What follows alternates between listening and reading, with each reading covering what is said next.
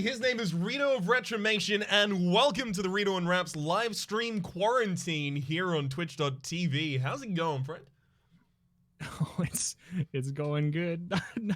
Not much has changed here in the old Reto household.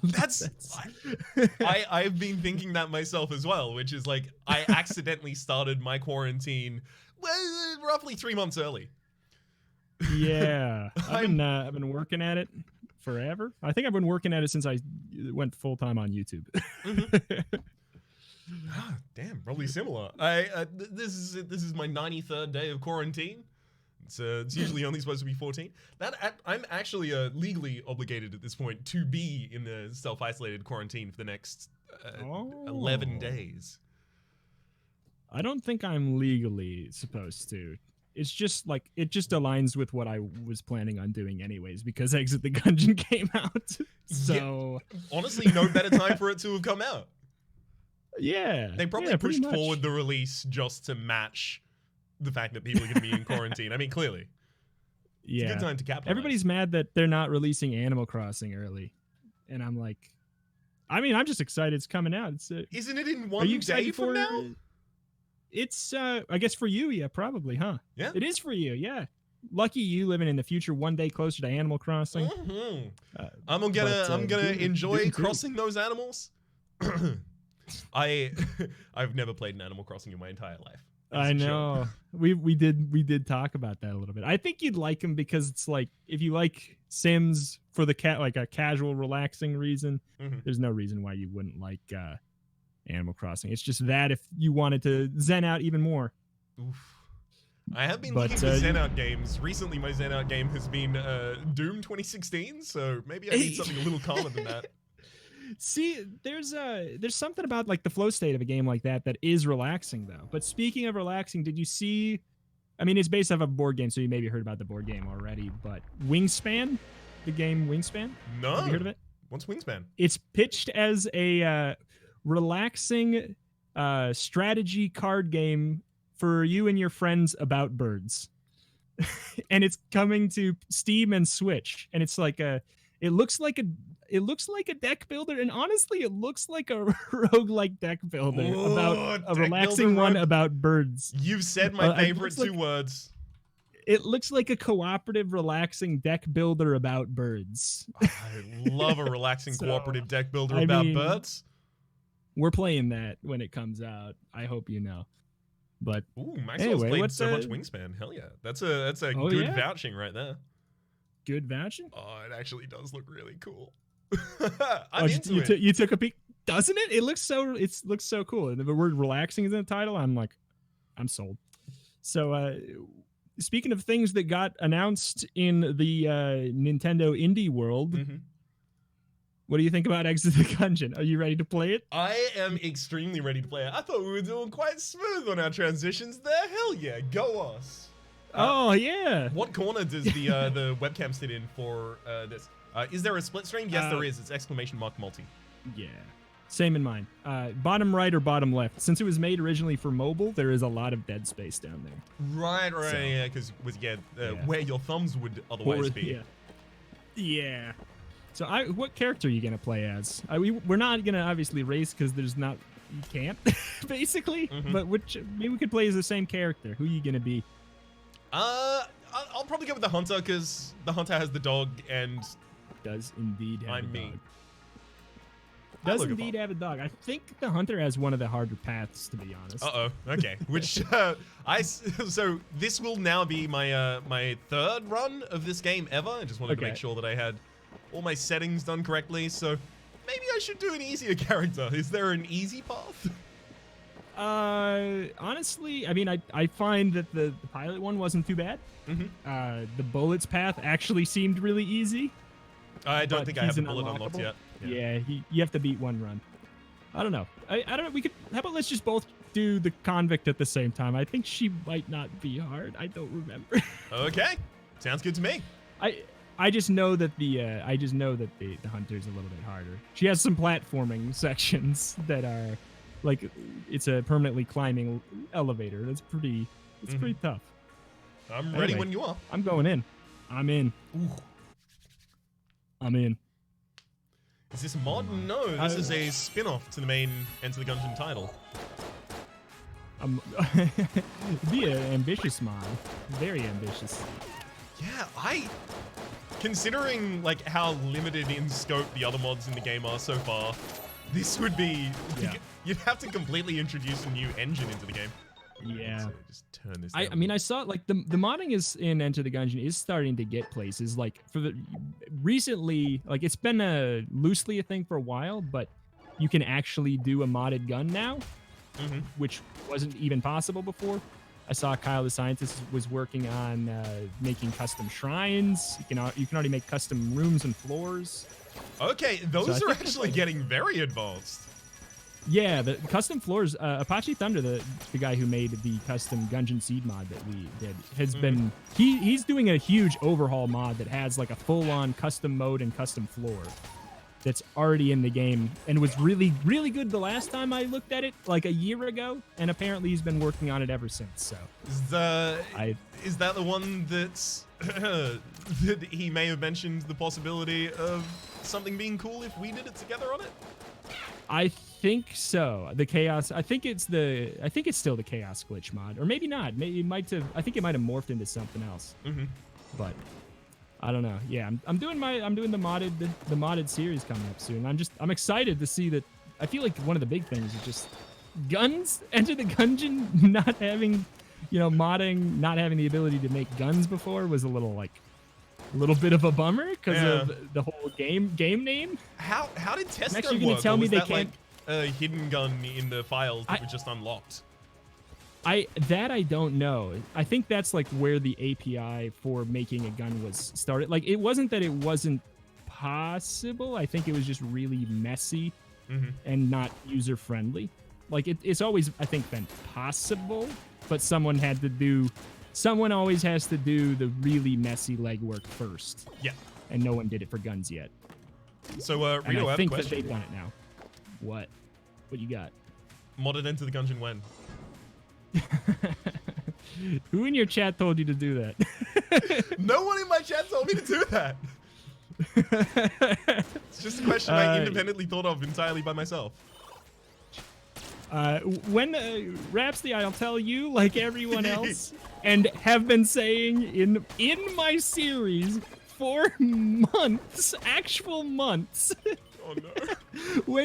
When Beat the Gungeon is done, I will start my modded series right after it. All right. It's coming out right after it. When Reto finishes Beat the Gungeon, that's when I'll start modded Slay the Spire as well. It was all hinging on it. I've been saying that for months. You shouldn't say that. Should I not? You know that Beat the Gungeon, my series is ending in like a week.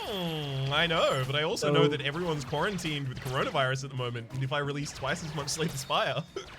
Oh my god, this guy. Lego Kirby Twin. Thank you. This guy. How do I cancel somebody live on Twitch when I'm streaming with them for the next 3 hours? I think all you have to do is upload this clip later on to Livestream fails. Yeah. I'm too lazy for that. Fair enough. Oh, man. And also that subreddit is... Woo! I've not been. I've been on... Like, I think that during this time, everyone's like going on Reddit and going on and looking at the news more and more. And I've been doing it so much less. And I think it's because I just get the news. Like right now, you don't have to find the news. The news finds you right now. Yes. Like, I've been saving a lot of time, not actually, like looking at Reddit, looking at the news, because I just get the news. It just hits me in the face, whether I want it to or not. So you just absorb it via osmosis. Exactly. Just by existing, it spreads, much like, Yeah, much like everything I know. Much like everything. No. I got hit for my first time. Did you dead? No. Oh, that was your first hit? Yeah. Just now? Yep. Gamer God? Gamer God? Hit. I already got hit. Oh! Officially better than Reto at Enter the Gungeon? Pog? this streamer, this is Exit the Gungeon.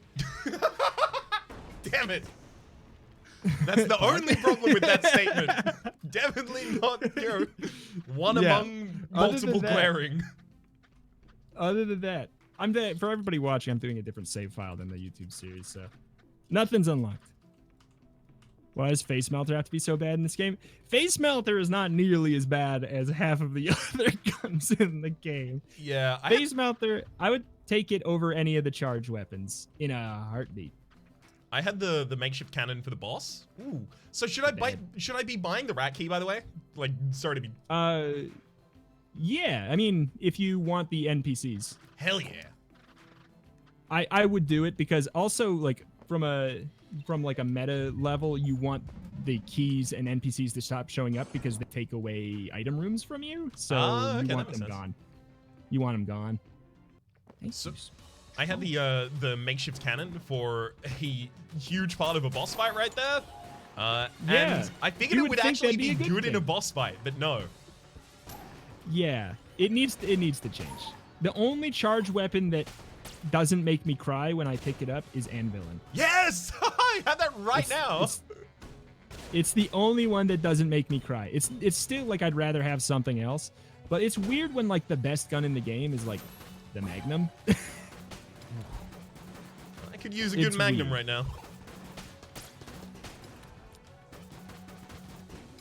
What devices can you play Exit Gungeon on? Right now, you can play it on iOS. It was released like a long time ago on iOS. You can also play it on PC and Switch now. It will be coming to PlayStation 4 and Xbox. And no, I don't have insider information. Not that insider information. Aren't you officially part of the Dodge Roll team now? Isn't it Dodge Roll Reto? It's actually just Dodgerito. Ah, okay. Got it. It's Doge Rito. As in the nobility title, or the old way of referring to a dog on the internet, back when dog lolcats kind of were a thing? Yeah. Whatever happened to lolcats? I Did they think become completely unfunny? Is that what it was? I guess that could do it. Are you gonna play Binding of Isaac Repentance? I think here, let's both answer this question. Are you gonna play Binding of Isaac Repentance when it comes out together at the same time? You ready? 3, 2, 1. Yes. Yeah. Absolutely. Yes. I'm so pumped. I'm so pumped. I'm not pumped at all for it. I will play it kind of like almost out of deference to the amount of time I've spent in the series so far. Yeah. But I'm not like excited for it in any way. That said, Well, like I almost never get hyped for things unless they're Obsidian releases. I think that's safe. I guess I wouldn't say I'm not thinking about it. Like I'm not. I just the whole time I'm not thinking about it, but I'm like, oh yeah, when that comes out, it's just a fact that I'll play it. Yep. I just will, and I know it.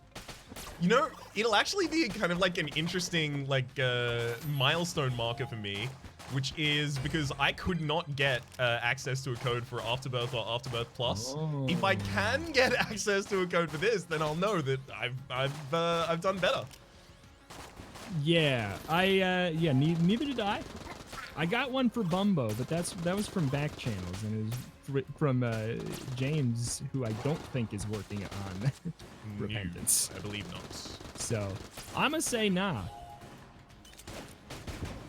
Bet I'm more pumped than you, Reto. I bet you are correct. However, I am pumped. I am pumped because it's just like it seems like it'll be good.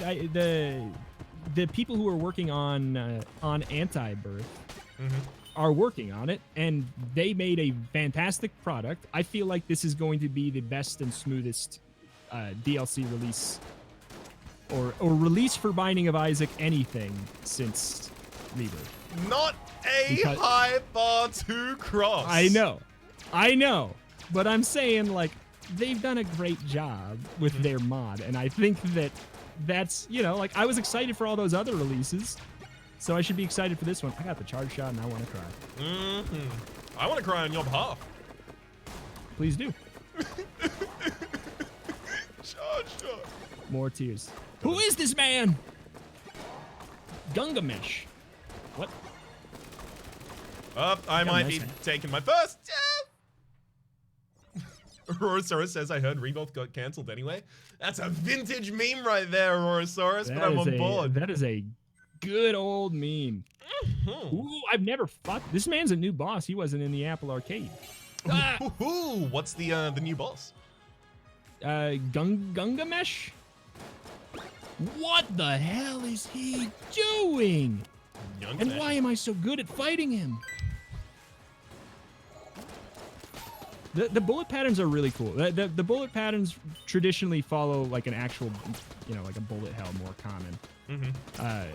I was saying like the bosses in Enter the Gungeon like react to you more. The bosses in Exit the Gungeon kind of will like do the same patterns whether you're there or not.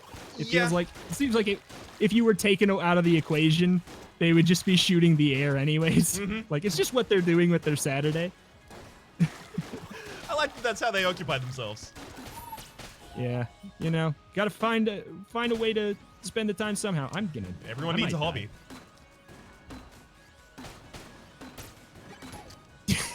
So did you end up playing much Antibuff? I played a little bit of it, and I did like it, but I played it late, so I played it when Afterbirth Plus was like gonna come out in a week. So then I was like, oh well, I mean, I should probably just start a series on the real update that just came out. Yep. I think Afterbirth Plus was actually like my ends with Binding of Isaac. Like I think actually the final episode I recorded might have been the last time I played the game. Yeah. Oh, you haven't played it since then? No, not really. For anything? No. I thought you did something with Alexa at one point. Oh, I did. You're right. No, okay. Yeah, that would be the last time that I played the game. Yeah. Alexa and I did the Spire. Sorry, the Wheel of Isaac. Yeah, that's what. See, that's what I thought. I thought there was something. No, you're right. I played it like right. I played it for a couple like random bits and bobs here and there, like the Dawn of the Dead series, and I did the Pyramid stuff, and just random times. I played it like for like one run many times since then, but like a couple months apart. A couple months apart between every run. But I'm doing it so I don't get rusty. Yeah, it's not working. I will eventually need to do that before I start the next series, if there is a next series on it. Like I'll inevitably play the game, whether or not I'll create a series on it is another matter. Yeah. But I just don't want to start it out and be like, oh, I'm bad at the game now, so well, go find a better creator, I guess. It's the kind of thing where when I do come back and do the one run after not playing forever, and I am rusty, the comments are, "This was so hard to watch." It's like, because it's the kind of game where there's people who have been playing it nonstop. Yeah. Since it came out, and they're the people who are still looking for videos of it a lot of the times. Or they've been watching other people who are not bad at it every other day or every day. Or, just people who've kind of been playing it commonly enough to have muscle memory in the game. Like, yeah, that counts as being not bad, but like, it's an element that you just cannot retain over the period of time of not playing, no matter how much you know about the game. It's true. Oh. Did you end up dying before? Yes.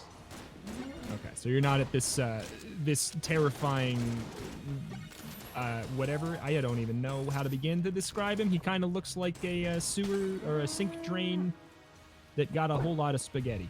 Sink drain that got a whole lot of spaghetti. Like one of them, like the garbage disposal. Like a garbage disposal with a whole lot of spaghetti. Sorry, Amp Twitch just brought to my attention the the joke in my my stream title that is unintentional. I love how the stream title specifically mentions twitch.com, which is not actually the Twitch URL. Live on, we're testing out the new URL. That's the thing. Twitch.com. They tasked us to do it. my intentional joke in the title is supposed to be if you read it phonetically differently, which would be Reto and Rhaps live on Twitch. We're just hanging out here. Yeah. We're just, you know, we purchased a home. It's a nice little time. But no, the unintended joke was better than the intended one. we live on Twitch.com. It's very lonely, but we are in quarantine on Twitch.com. That nobody else is there. Mm-hmm. It does actually redirect to Twitch.tv. Apparently, says Justice Tom. Oh, hell yes! Demon Crawl Supreme, Master Overlord of the Universe. Justice Tom. Thank you for the information, Justice. Hey. Abyssal Tentacle is a good time. How long am I gonna have this for? Not long at all. Yeah, Abyssal Tentacle is like if the charge weapons in the game weren't bad. Because you can only... Because you do have to hold it down still. But, it does damage at least.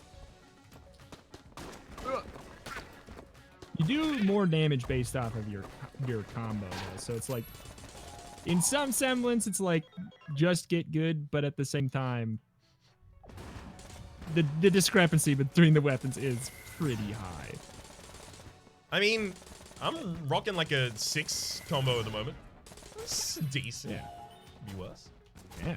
You unlock Junkin if you get to 20. Is Junkin a playable character or an item? An item. He's an item and an item and a consumable pickup. I don't know what they're called. The things that float around. And a scholar. Blunderbuss. Did you finish Outer Worlds? Yeah, I don't know what they're called. Yes. All of the Outer Worlds streams are live on YouTube. Yeah, one too early, you punk. Yeah, I know. I should have just extended it for another episode. All I needed to do was Slay the Spire to 499.999999995. You can't squeeze an extra little. You could have at least done 68.5. I should have done a 68.5. I did have like an untitled release amongst them, which was the Join Our Moon Crew. So if you count that as an episode, which is extremely generous to do so, but if you did, 69 episodes in that series. Hell yeah. Nice. Do you ever plan to do another like big chunky Twitch series like that? Yeah. I'm Twitch.com? always planning to do it. It's just like every week I'm like, is this the week? No, this isn't the week. I have so much to do. Yeah. What day is it? What day can we expect it? When can we mark our calendars? April 1st. Oh, you. I will. Joke's on you. I'm expecting it on April 1st. Joke's on you. That's exactly what I want. How many levels deep am I on this joke? It's impossible to tell. 1. Face reveal. Yes, kind of. I've been consistently toying with the idea of making a video that like makes a big deal out of me doing a face reveal and then just revealing someone else's face. Well, that's what Etheron did. Etheron went in deep and he got his friend to like be in the video, and then he recorded his voice over him and like lip synced it like a whole video. He went all in on the joke. But yeah, I've been toying with like every single stream announcement. I should just say that it's a face reveal, even though it's been a face reveal every single stream since Dicey Dungeons came out. I love it. It's a great idea. It's just like people get excited. They're like, I want to see the face reveal, but they don't realize that my Twitch is permanently face reveal. I always have that used to have that with the Hearthstone series of, wow, I'd never seen his face before. I didn't know he'd done a face reveal. Like, is this a face reveal? No. Yeah. Literally my first Hearthstone video on the channel has my face in it. Not to talk about Voldemort, but am I mistaken, or did Hearthstone finally actually add a new playable class? Yeah, they did. Demon Hunter. It's not Monk. That's a very controversial decision there, Hearthstone. Yeah, I know. And now they have probably one of the most controversial decisions that the Hearthstone team has ever made. Look, if they knew what was good for them, they would never make a more controversial decision than that. So I have to agree. It must be. Yeah. I don't know. Please don't skip Over boss Mark. intros. Ah, sorry. It's force of habit. It's force of habit. Got him. Oh, good lord.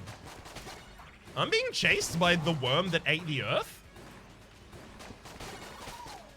Yes, that thing. This is the first time I've ever gotten to this stage. Yeah, it's spooky. That's the garbage disposal with spaghetti on the outside. Oh, okay. I see it. Do you think 1,000 episodes of Enter the Gungeon has prepared you to be so good at Exit? I think that it surprisingly Dead Cells, I've noticed, has helped me more. Which is really weird. Like, obviously, I think Enter the Gungeon helps in the sense of, like, you know what things do really quick. You don't have to prepare like that. But as far as it controls way more like Dead Cells, to be honest. I played a run after an Enter the Gungeon episode. I played a run after spoilers episode of Dead Cells that happened recently where things went very well. And I did way better after the Dead Cells episode. Like, that's when I got unlocked Junkin, which you get the 20 combo. Do you plan out your recording days so that you're, like, prepared for a certain game, or so that you've got your kind of, like, ear in before you start a certain game or anything like that? What do you mean? Like, for a gameplay example of it, it would be what you just said, like, playing one game that might be a little bit more forgiving, but it lets you warm up for the next game. Yes. Or commentary-wise, for me, I play like, Dead Cells. Yeah. I usually play Dead Cells last for that reason, because I'm trying to be as warmed up as possible, because I have to be mentally prepared for up to a 2-hour run of never making a mistake. Ever. But oh no, I'm dead. I'm so dead. I'm so dead unless I perfect this guy. Rest in Ripperoni. Dead. But yeah, I mean, other than that, it's kind of like I do it in order of what would people complain about if it was missing the most to the least in order. Died to Tetris? Yeah, I died to Tetris. Why did they change the name of the kill shrine? Because it's a different character now, technically. It used to, in the Apple Arcade release, they were called the Killed Pillars, but now they're what, the Sepulchergeist? Were they, like, changed other than the name? Not really. They seem harder. Everybody's harder. They sped up every boss and they added new moves to every single boss. The final boss is so much harder. So much harder. I'm actually honestly glad to hear that, because I did have a little bit of a concern of, is this going to be pitched at like a mobile kind of skill level? They didn't actually, I think they genuinely didn't realize, okay, Gloatathon, here we go, toot toot, self-aggrandizing horn coming through. But when I originally did the Apple Arcade series, the devs said, we didn't think that the game was supposed to be easy, but we're gonna, because of you, we need to add something more advanced. Hell yeah! So I think that, but it was probably just because, like, I don't know, maybe they just didn't see people playing the game as much, because, you know, Apple Arcade, less people are playing it.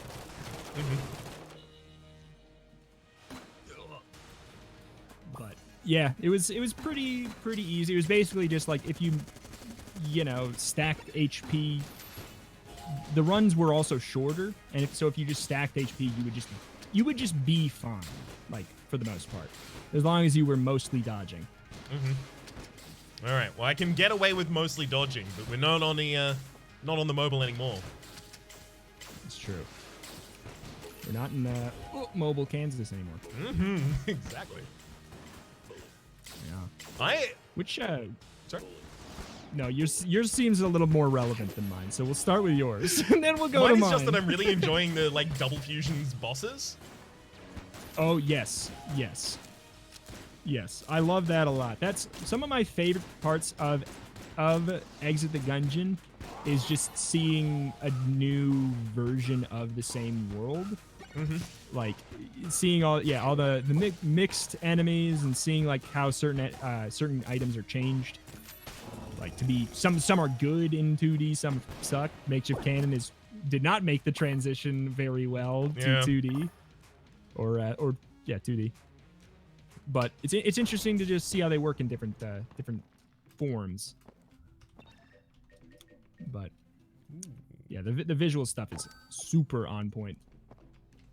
The 3D backgrounds are new too. Those were not in the Apple Arcade release, and they are really slick stuff. Would it just be like processing power that they wouldn't have had? I don't know. I'm not sure. It probably, because it had some performance issues on iPad, or I played on iPad, so I would imagine that would make sense. But yeah, instead of just the flat background, they got the parallaxing now. I took a hit immediately. It's really hard to play this game live. Is it? Did you know that? I don't mean to be bragging, but I'm doing my best that I've ever done in this game out of a sample size of 3 runs on live. Well, there you go. I don't know, part of it for me is like this all is just like kicking into my my muscle memory of Enter the Gungeon. Yeah. It's mostly that for me too. It's a weird like halfway muscle memory, because like the visual cues are there, so it's hitting that back of the noggin, like seeing the bullets and knowing you're supposed to not touch them, and like the speed they move and everything. I'm sure it, activates that little noggin. Oh yeah, definitely. But and otherwise, also, like the way you move is obviously different as hell. I gotta say, I'm real happy that Screecher is finally a good gun. Yes, Screecher is better than Makeshift Cannon. What's happening? Screecher's rad as hell. Why? Like, not only is it better, it's cooler too. Like the visual on it's so slick. Makeshift Cannon, like the visuals are cooler. Like all the particle effects in this game are so slick. I don't know how many you've seen, but there's like the golden gun. The golden gun looks so cool. Like, I jumped! Ah, dang it! I was annoyed that I had the blunderbuss, and I was just hoping, praying that my weapon would change. Charge shot. Yeah. I should have. It immediately changed into charge shot. I shouldn't have even asked. Yeah. Oh, Gundromeda Strain. Get Gundromeda. Gundromeda Strain is amazing. All damage ups are amazing. Orange Guanstone is amazing. All them are tops. Hey, Broken Geiger, I just wanted to say thank you very much for that message. That means a lot to me. Sometimes the jump just looks like straight up invincibility. What if I told you it was? Hope you're doing okay. As long as you're not touching the ground in this game, you're invincible. As long as you're not touching the ground. Even if you jump, even if you fall downward to a platform, it still counts as a dodge roll effectively. That is actually something that like the tutorial was very, very good at laying out. It's an ascending dodge roll, not a jump. It's a descending dodge roll, not a yes. What's the down version of jump? Descend, drop. Hey, there you go. Yeah, Drop. that'll do it. Drop. Fall. Thank you, Crow. California Crow in chat, help me find the English word fall. Two people who professionally talk, incapable of recognizing English words such as fall, and up and down. So the thing I was gonna say, maybe like 5 minutes ago now. Which Wizard of Oz character do you resemble the most, do you think? Do I physically resemble the most? No, I don't know. It's like if do I think I'm heartless? Do I think I'm brainless? Do I think I'm I would probably say the lion. I think I'm without courage. Oh yeah. Like, yeah, I think that was an easy one for me too. I was definitely going to say that for me. Two lions. I would hope someone like, do you think someone who actually is without a heart would know that they would need a heart? No, because how do you explain to someone in non-emotional terms why it's important that they are in tune with their emotions? Yeah. I feel like that one, and then kind of in the same way, the same thing for the with If I Only Had a Brain. You know, it's like, I guess it only. I feel like how many people would say that they are the Tin Man or the Scarecrow? Like, how many? I bet you the people who would need to say that they are wouldn't say that they are. Yeah, almost certainly. Although, like, I have known some people who are more than willing to say, no, I'm dumb as hell. But none of those people are always that dumb. Like, that's the thing, is I feel like it's that thing is what is it? Sometimes the smartest thing you can do is to admit that you know nothing. Yep. Like, I feel like that's the truth. I feel like cosmically I know jack squat. But like, I don't know. I would consider like every living person to be in a sense dumb then, you know? Because we're not omniscient? Yeah, exactly. Yeah. We're all dumb because we're not, you know. It's a bold assumption. You don't think I'm omniscient? I've been working on it. We still all have these stupid meaty bodies too. It's like, how dumb. When do you think the singularity is going to happen? Probably before the next Nintendo Direct. I don't know if that's a very, very hopeful idea on when the singularity will happen, or an extremely pessimistic view of when the Direct will. It's I think people who are also waiting for the next Nintendo Direct will kind of know where I'm at with that one. Is there anything specific in the next Direct that you're holding out your breath for? Yes, thank you for asking. This has been bottled up in me for months. There's heavy rumors that seem substantiated that there's going to be a new Paper Mario that actually follows the original games, which is. I need to know if that's if I can put away hope or not. So I need to know if it follows the original. Like, is it a remake like of the original style. Paper Marios? Oh, okay. It's apparently it is not a remake, but it is in the same style. Which I know you have never played the Paper Mario games, but you probably heard me talk 20 times. I have played Paper Mario. Have you? Yeah, but there's like, how do I like? Because I played it a long time ago, and I don't even remember which one I played. So was it on I don't the really N64? It could have been, theoretically. The platform I played it on was not the N64, but it could have played N64 games. I see what you're saying. Yes. Lock him up. Lock me up. Gang, we got him. I played Bug Fables. That makes me interested in Paper Mario. Good. If you liked Bug Fables, you would like the old traditional Paper Mario. Did you play in like Super Paper Mario? I liked Super Paper Mario, but I didn't love it because I was kind of annoyed at how far off of the normal path of the Paper Mario games it was. However, now that it's 2020, it was really not that different. And I am sad that I would happily take 20 Super Paper Marios at this point instead of what they've been giving us. Am I right, Rhapsody? You're totally right, Reto. What's your least favorite thing about Sticker Star, Rhapsody? It's well, thank you for asking. It's probably the quote that is attached to the Waluigi figure in that game that says, "Look out for his shiny sticker." Look out for his sparky sticker. I think it actually was, sir. This is one of those rare scenarios where the gag answer of just saying the stickers would have been a totally appropriate answer. Yeah.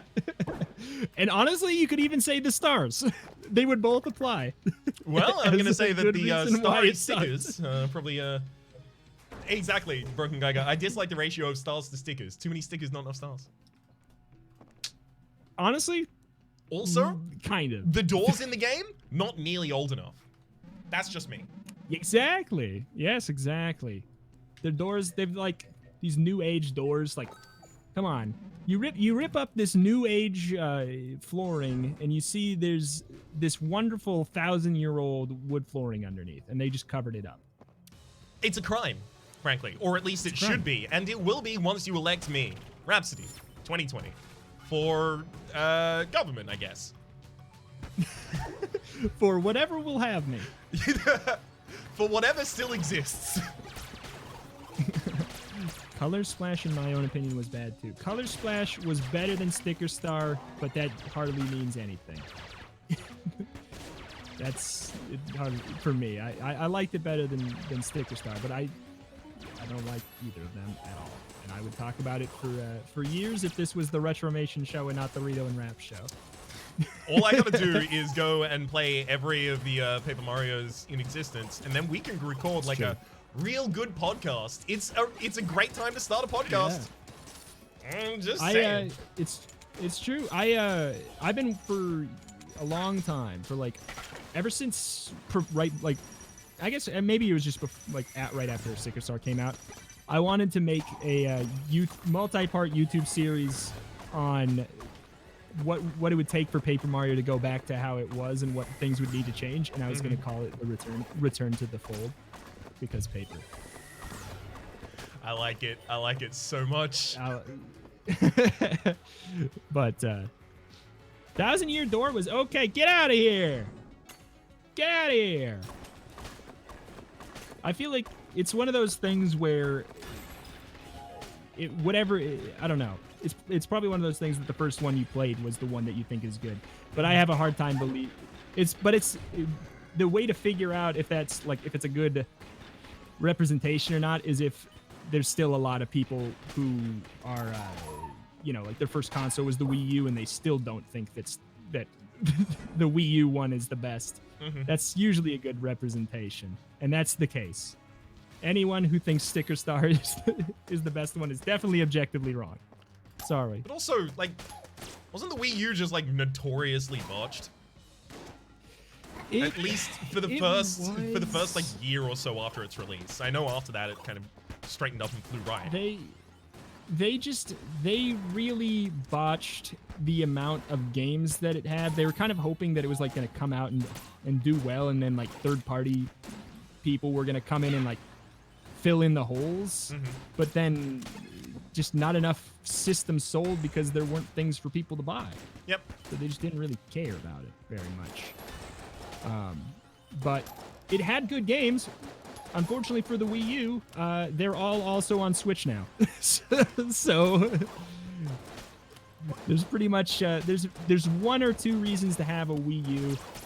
It was Pikmin 3 and Wonderful 101. Wonderful 101 is going to get ported, or is getting ported now, and I'm sure Pikmin 3 is going to get ported whenever they finally do Pikmin 4. Huh. So there's basically no reason. No, Super Mario 3D World is the only Wii U game, pretty much, that, can I get gifted a sub? You have a sub. Also, don't ask. You have a sub, and also don't ask. That's a double whammy. What was I saying? Super Mario 3D World is one of the last exclusives that didn't get ported to Switch. And it's really good. It's really good. So there's a thing I've been curious about for, I want to say about forever, approximately forever. And I need you to explain it to me. No. Okay. Well, I'm just going to be curious forever about what the gameplay in Pikmin actually is, because I've seen screenshots. You don't know? No. Oh, it's so good. Oh my god, it is so good. It's a single player, adorable RTS where you have a flat amount of, you have a very set amount of time that you have to get your rocket ship built again.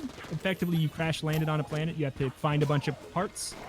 You, RTS-wise, you accrue a bunch of units through Pikmin, and you have to have certain amounts of them in certain colors. They have different abilities to go and get to areas to pick up those pieces. And you have a flat set amount of time where if you don't do it, you lose the game. Okay. So it's like individual stages. Like Majora's Mask. I've never played Majora's Mask either. It's like Pikmin. Oh, okay. Yeah, right. Because you've got a set amount of time per stage, and then you fail, right? Yeah, no, it's not even set amount of time per stage. The thing that set amount of time in the whole game. They're you have this much time to over the course of your whole playthrough. If you don't do it, you're stranded on this planet forever and you lose. Right, of course. That is what I meant. Obviously, being very familiar with both games. Yes. Pikmin it's so unbelievably good.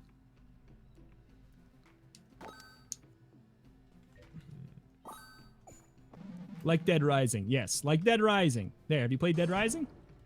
Excuse me, which is what? Have you played... have you played Actual Human Life? You know how that has a finite end and you win or lose depending on how many Instagram followers you have? No, I have so few. I've only posted one photo on my Instagram ever, and it was in 2015, and it's a picture of my old house's dog. Yeah, I think I like got hacked. I uploaded like one picture and then I got hacked or something. Damn, they were really out for that one picture. Yeah, I know. Only reason I know about Chibi-Robo. Chibi-Robo is the most underrated game on planet Earth. Thank you very much. What is a Chibi-Robo? Oh, you sweet summer child. It is a... I don't even... Okay, it's a... You play as a very tiny, like, an inch tall house cleaning robot slash divorce counselor, effectively. Okay, none of what you've said has been anything I would have expected at all. And it is bizarre. It's like a... I really don't know how to describe it other than how I just, like, basically you are a tiny house cleaning robot and you get purchased by a home where they're having supreme marital issues, and the daughter thinks that she actually thinks she's a frog that was turned into a frog by an evil witch. And you meet a bunch of toys that come to life, Toy Story style, in the middle of the night. And you have to clean up a bunch of stuff. And also there's aliens. What else? Also there's aliens. It's so good. I love how so every good. element of that game seems incongruous with the rest of the elements in that game. Yeah. Fun fact, Chibi-Robo is the first YouTube series I did that made it big. Ooh. I played it as a kid and I adored it. It's one of my first ones I did a huge full playthrough of, like 70 plus episodes. Mm-hmm. It's very underrated because nobody knows about it. It was bigger in Japan, if you couldn't tell from the plot. Yeah. Had a little bit of an inkling.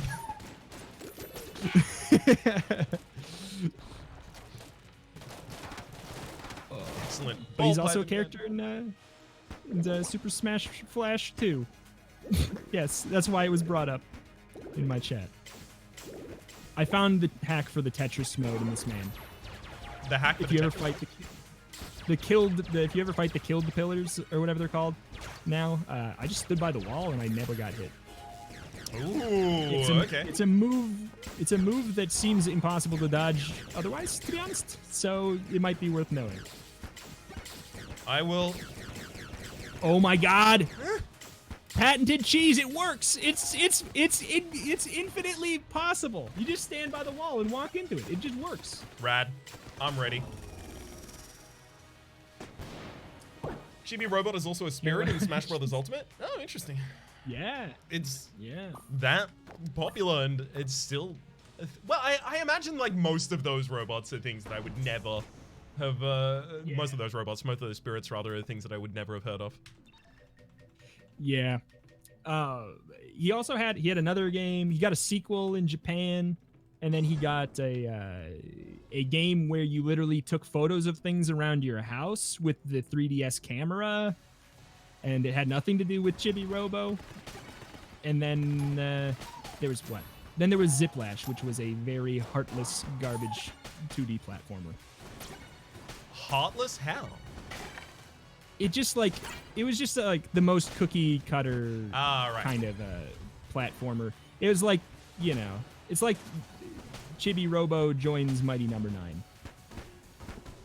Oh, yeah, okay. I getcha. It took me a moment there to remember what Mighty Number 9 was, because... Yeah, because it's so heartless. Yeah. Why is Particulator so bad? What's happening? That doesn't sound right. No, it's not even a charge weapon. Rubel? Brent? Someone? Anyone? Joe, I know you're just doing the art, but come on. Can't you just make the bullets that it shoots out bigger? That'll work. Almost certainly. Or at the very least, it'll get people to complain enough that the hitboxes aren't normal, and then someone else will change it. Yeah. Reto, do you like or dislike the gun name changes? I think it's weird and dissonant to me. Like, it just feels wrong, but at the same time, I think it's better. I think it's cool that they all have their own actual names instead of just being named after a normal gun. Yeah, I've only started to notice like a couple of these renames, and to me, they're all like, they all kind of seem not necessary so far. Yeah, they're all the ones that were based off of real guns. My pitch is that it was something to do with Apple Arcade and the exclusivity deal. Yeah. Is my guess. That's always been my guess on that. But in a way, I like it, but I wish that it was that way to start.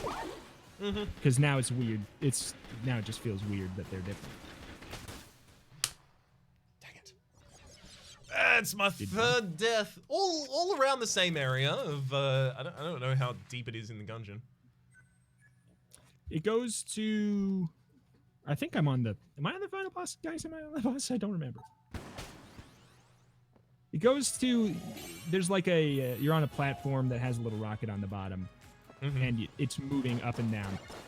Not like... I know that sounds like the whole game, but that's the final zone before the final boss. So I don't know if that's where you made it or not. I do not believe so. What is the average run length of a game like this? 30 minutes. 30 Almost minutes. on the dot. Okay, so it was about halfway through then. Okay. You can feel free to move on to Spelunky already if you'd like.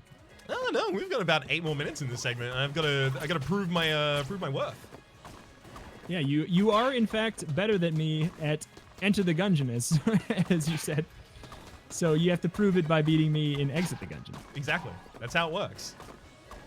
If you that's how it works if you don't think about it too much. I never do. Co-op Spelunky? No, because Australia is far from where I am. And therefore, ping is higher than possible. Also, Steam Remote Play is just bad, no matter where you are. I mean, I imagine Steam Remote Play could be pretty good if you were both on the same, you know, like, land area network. Yeah. Yeah. But then, at that rate, just play with them normally. Just...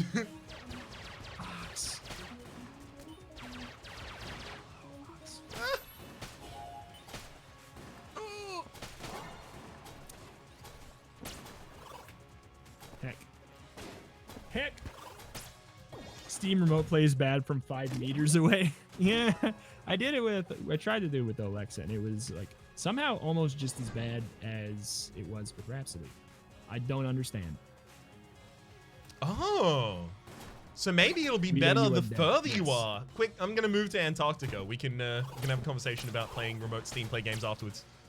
Yeah, if you just move, just fly around the planet after the quarantine's up. Yep. Fly all the way around the planet, back to where you are, and then it'll work, right? Just a bold assumption right there that the quarantine's ever gonna be up, but... Don't tell anybody, but Steam is actually just a bad platform. Whoa. Yeah. But Justice Tom, it's the only one. You did it. What did I do? I didn't exit the... oh, you're right. I technically did exit the Gungeon. Game's over, gang. All right. Well done. Where do I exit? Return to Reach? Where do you exit? It's in the game. Yeah, okay.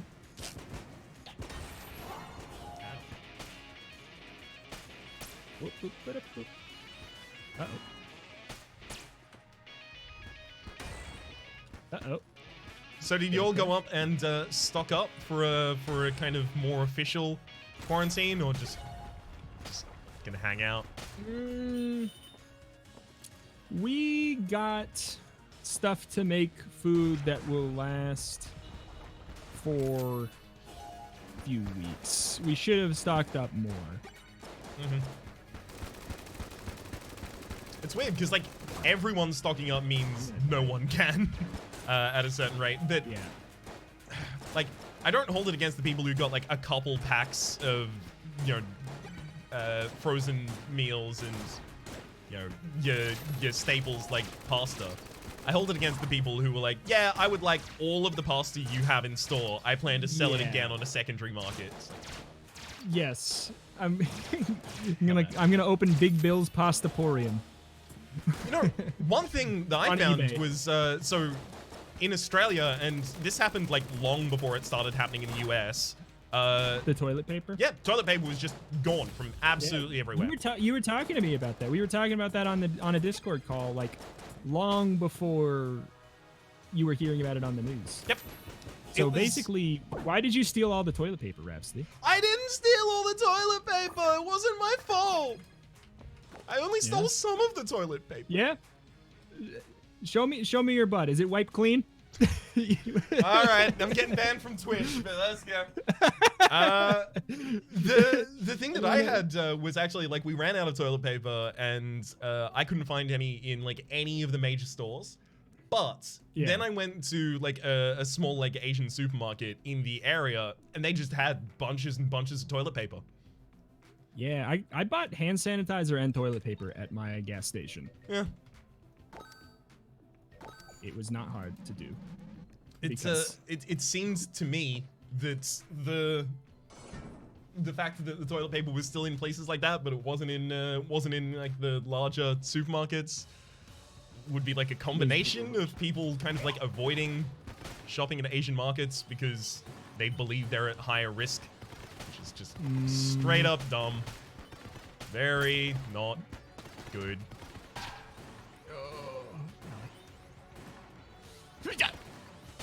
Sorry, I'm in the boss fight. But it's, I will mention, like, the fact that people are avoiding purchasing things in Australia due to be honest, like, explicitly racist reasons at this point, for me, resulted in getting toilet paper that I was otherwise incapable of finding. So, this is the only time that I am capable of saying this, but thank fuck for racism. Got me toilet paper. How many times are you gonna get canceled today, Rhapsody? I'm trying to get canceled an even amount of times, so it just like reverts back on itself. My canceling gets canceled. Yeah. Gang, pack it up. We can't be mad. We cancel is canceled. Yep. No one take that out of context, please. It's the internet. What's context? Yeah. I feel like I'm getting better at reading Twitter with like a filter in my brain at all times of there is a certain amount of context that had to be left out of this tweet for the fact that it has to be fit into 280 characters. Yes. I wonder how long until we have like classes in high school more similar to kind of like critical theory, but critical theory of how to interpret tweets. How to read tweets. I mean, honestly. I mean, in America, it could be included as part of civics lessons. It's so true. Oh boy. Oh boy. Come on. Why must you have all of the health? Oh my god! Thank you, Dubster. Much appreciated. And I will say again, for all subs and stuff like that, I'll do shout outs at the end of the stream. I just don't want to break the flow consistently. You can read it right now. I'm busy. It wasn't a sub, it was cheer. And I already said thank you, so done. Well, do it again. I'm busy. All right, thank you again, Dubster. Much appreciated. Think of it in Spanish, please. In Spanish. Gracias. Sorry. Gracias, Dubster. Sorry, gracias, Dubster Lobos. That's Spanish for wolf. Boom, got him. We did it. You did it. I am still alive right now. You did it? You are still alive? Yeah, I'm still alive. I don't know how long I want to go on this run, but it is actually my best run so far, so I'm a little tempted to let this one run out. What does the background look like? The background is blue. It looks like treads of a tire are going up, like unevenly across the screen. I don't know what this means. I don't know why I asked. I am running into iron madons. I don't know. I don't know enough about the game. Endanger everybody by waiting. I wonder if we would have the ability to like remote play Man of Medan together. Ooh. Because that doesn't require, well, it kind of requires a little bit of accurate timing, but very rarely. Yeah, that could be interesting. Is it on Epic? The game store that isn't Steam? What do you mean? Steam's the only game store? Yeah, Steam's the only game store. Just ask the comment section after I do a game that's only on Epic. You gave me the shutters. Oh my god. I'm starting to perfect bosses. I can feel it. Way to go. The Gungeon. The real Gungeon starts now. Well, good. I'm trying to see if I hit endanger everybody by waiting like 100 times if something happens at the end of the game. You can either leave, you can actually exit the Gungeon, or you can endanger everyone by waiting. And I'm trying to do it. Oh well. Everyone dies. Boom. Oh boy. I've got this. Good deal. I think now I'm on, now I'm on the worm level. Oh, you're on the worm level. I think you have the worm level, then one more, then the final one. Okay, so every death I've had so far has been on the penultimate level so far. Okay. I think. Easy. I feel like a gamer. I really do feel like a gamer right now. Holy moly. And now it's time to put that all away and play Spelunky and not feel like a gamer. Ah, nonsense. We'll find a jetpack today. Hey, do you want to both try and repeatedly go to the black market today? Because we could buy an axe, we could try and go to hell, or we could just buy equipment in the black market and try and get real powerful and win the game. It's true. It's true. I would like to remind you that I did fall on spikes with the jetpack last week, so so solid effort. I don't know that that's necessarily, you know, a great indicator of if I'm gonna win or not. Oh boy. So yeah, we got Spelunky next, followed by Roundguard. Do you want to say what Roundguard is? Sure, let me just run off the scripts that I prepared for the window shopping episode. My name is Rhapsody, and welcome back to Window Shopping. As the name implies, Window Shopping is a series in which we'll be taking a little bit of a look at an indie game and then moving on to the next. Blah, blah, blah. The Roundguard is... So I wrote like kind of like a flowchart for how to describe Roundguard to people, which was effectively, Roundguard is Peggle if Peggle was both an RPG and a roguelike. If you don't know what Peggle is, then Peggle is Pachinko by way of Breakout. Well, there you go. Well, there you go. We were witnessing the recording of a Rhapsody episode. I don't know. I've always seen like Wanderbots does that. All the where they stream for 8 hours and then they cut them all up. Like they just stream as if, and they don't interact with chat. As if it's so weird to me. But it works. I think those people haven't figured out. NL does that as well at the moment, which was like I've been looking seriously at that. Yeah, but even more than that, like Wanderbots, like he streams the game, and while he's playing the game, he doesn't read chat. Like he just turns it off and pretends like there's no chat, and it's just like a video. And then he cuts off the video, and it's like, okay, hi chat. It's just, I don't know. I feel so awkward, but it's so smart. It does, but yeah, I think it's a good idea. Especially for the people that are trying to like simultaneously support a large audience on both Twitch and YouTube, rather than having one of them be secondary to the other.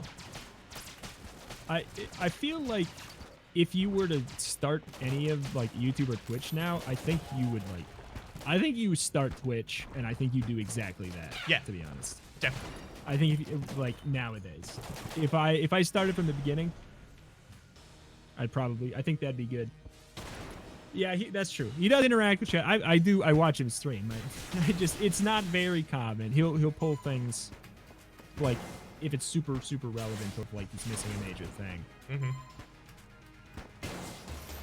But it's supposed to be like a self-contained video. I'm actually just gonna do this. Start over. Oh, gamer! You perfect the boss? No, I'm not. No, not this late in the game. Especially because these are bosses I've never fought before. But I dodged a bunch of shots well, and then I didn't. Oh, okay, good. Gamer. And you didn't? And then I didn't. Yeah, no. While I was saying gamer, I was not gaming anymore. Yeah. It's better to have gamed and lost than never to have gamed at all. In the immortal words of the bard.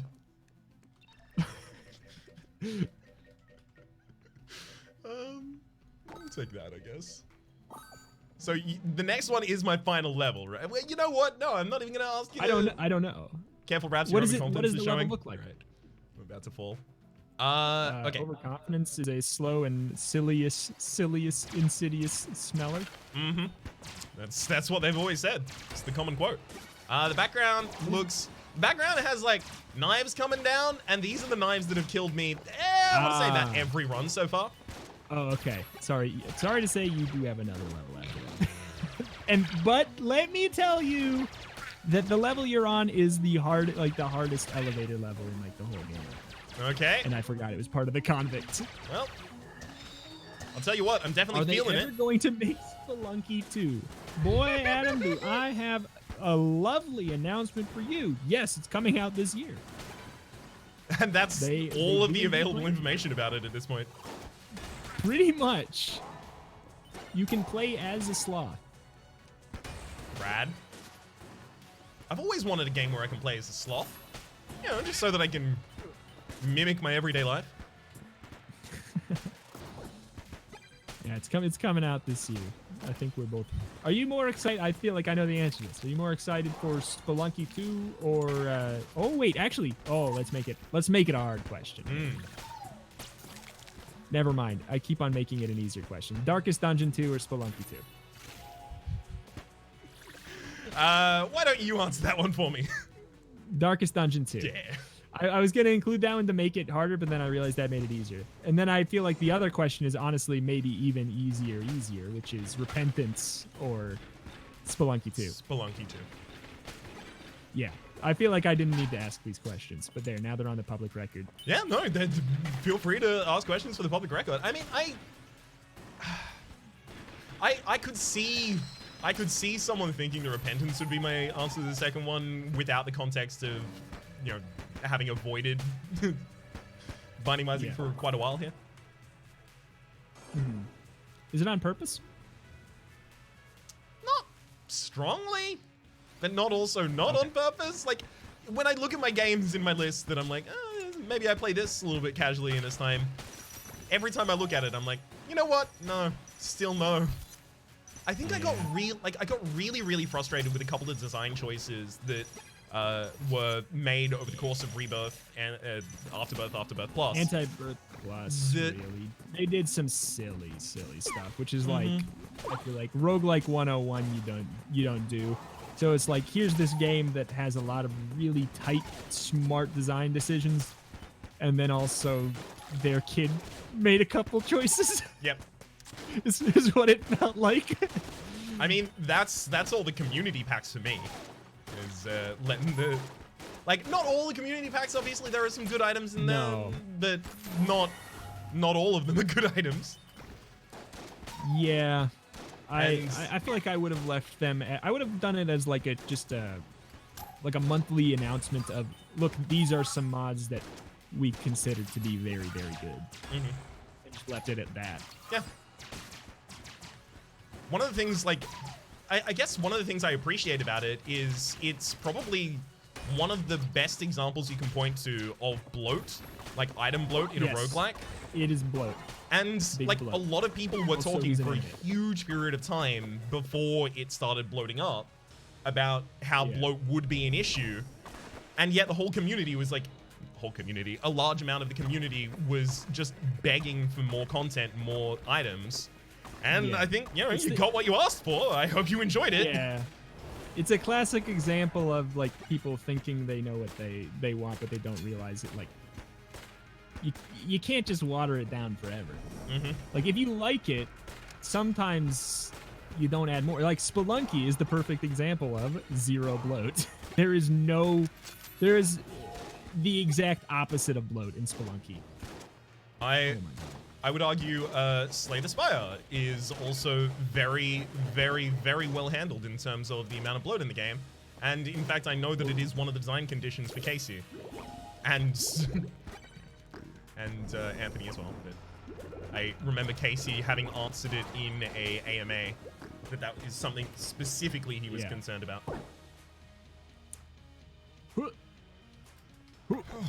All right. I finished that level. Now I'm on the final one. Okay. Gamer. Oh, thank you, Sams. Much appreciated. Gamer. Gamer. I did get the dog. I am sorry. That's my least favorite thing about Spelunky is I want to use the dog to save the dog, but sometimes the dog dies. So it's a bad game. You should make it, you know, person then. At least have it be someone who deserves it. We all were created with original sin, so obviously they deserve it. It's true. It's better to have dog and lost than never to have dogged at all. I've been thinking about that a lot recently. I have been crying at the drop of a hat, just like with any story of a dog dying. And I'm part of a Facebook group called Floofy Borkers, and I don't love the name of it, but there are very good pictures of dogs in there. And a lot of people will share like, hey, we had to put down my 9-year-old husky today, or something like that. And every single time I'm like, why? Like, I know, and I hope that you get the support that you need from this group, and I understand that they will be able to provide that to you, but at the same rate, I was just scrolling, and now I'm crying. Why? Yeah, it's, are you familiar with the, like, the video, whatever, group publication, whatever the heck, Dodo? The Dodo? No. They often put out really small videos of, like, an animal rescue happening. Oh, is it like a Now This kind of situation? Like small videos of kind of like quote-unquote news stories, but they're kind of usually sensational. Yes. Yeah. Yes. And they're like, look at this person who saved this animal. And I'm like, I'm so happy that they got saved. Mm-hmm. But in a much more real sense, I have a memory that knows that everyone that's saved does not mean they're all saved. Mm-hmm. And it just makes me sad. Yep. It just makes me sad. But the specific context of better to have dogged than lost than not dogged at all is it constantly brings about the question, or asks the question, would I be able to handle losing a dog? And I have regularly become extremely sad about the possible death of a dog that I don't yet have. Yes, Reggie, exactly. Boy, oh boy. Oh my. This run is looking real good. I'm so sorry, but I have to see it through. I don't care. I'm playing Spelunky already. I mean, we don't have to be playing the exact same game at the same time. We should be, and I feel like etiquette would demand that I do, but this is the first time that I will ever possibly succeed at this game. I think there is a duty on me to see it through until the bitter end. Duty on you? You got a duty on you? Yeah, exactly, because I run out of TP. Just keep up. Oh my god, I hate dark levels. They are stupid and bad. But you get so much money on them. They're really good when you're going to the black market. Yes, that's true. How much HP do you have? 6.5. Okay. Just let me tell you, for the final boss, you need a lot. He lasts 5 ever. Is 6.5 enough? It might not be, to be honest. It might not be. He's, it might not be. He is a damage soak. Well, I'm guessing 5 probably isn't enough then. I believe in you, gamer. I believe in you, gamer, is what I meant to say. Thank you. Chat, I need all of your belief. If any of you is Goku, I'm gonna need a reverse spirit bomb. You know, gather up all the power in the world and give it to me. Just give it back. We both know how the reverse spirit bomb works. Don't act like this is a weird thing to say. Gamer, you got this. Gamer, I believe. Don't forget to use your blanks. That's actually good. I'm just hoarding all these blanks. I'm just holding on to them for a bit.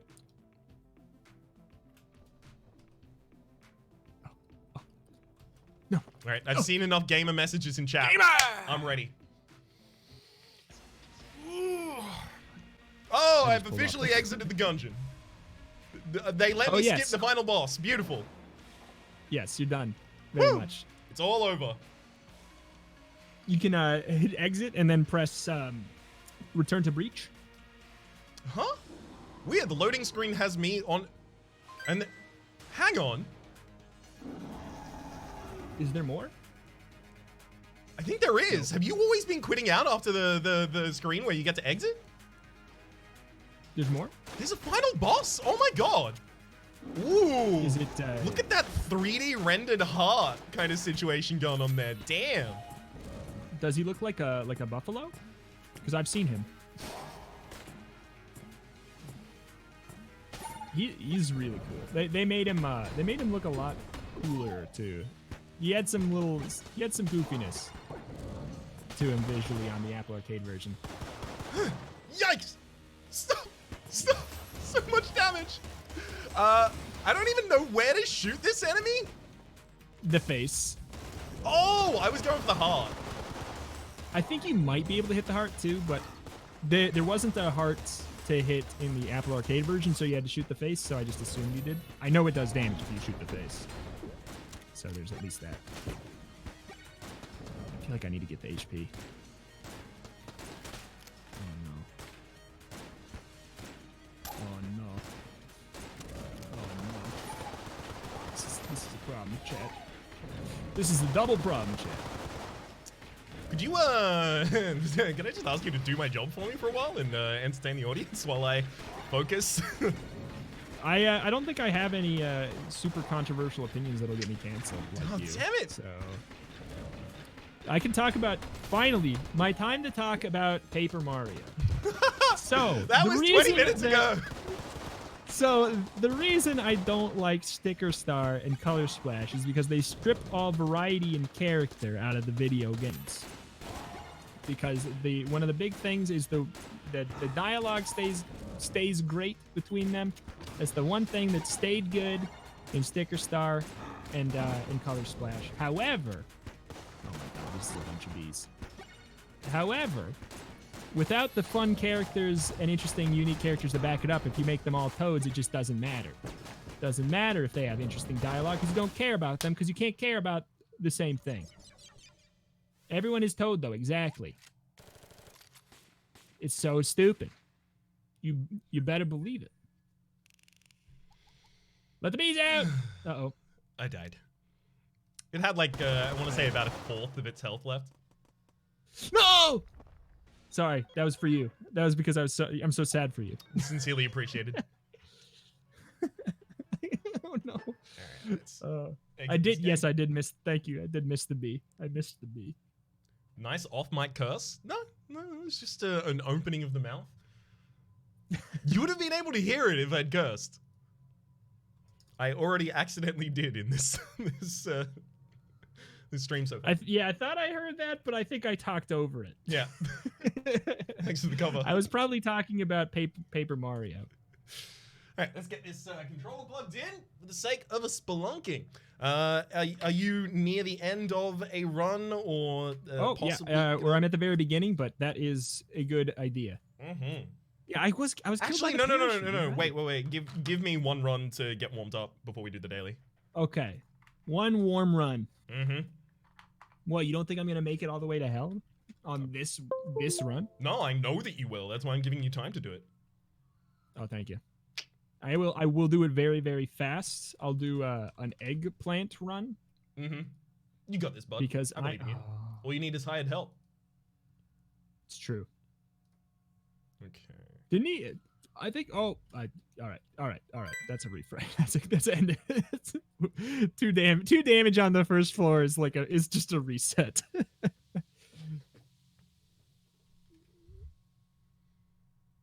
Oh boy.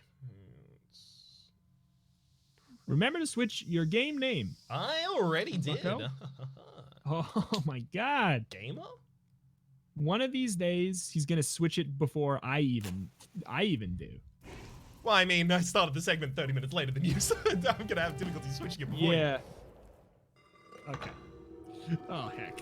Why did you make me restart? Oh, I guess I'm glad that this is not the daily, because it's been a bad 2 runs here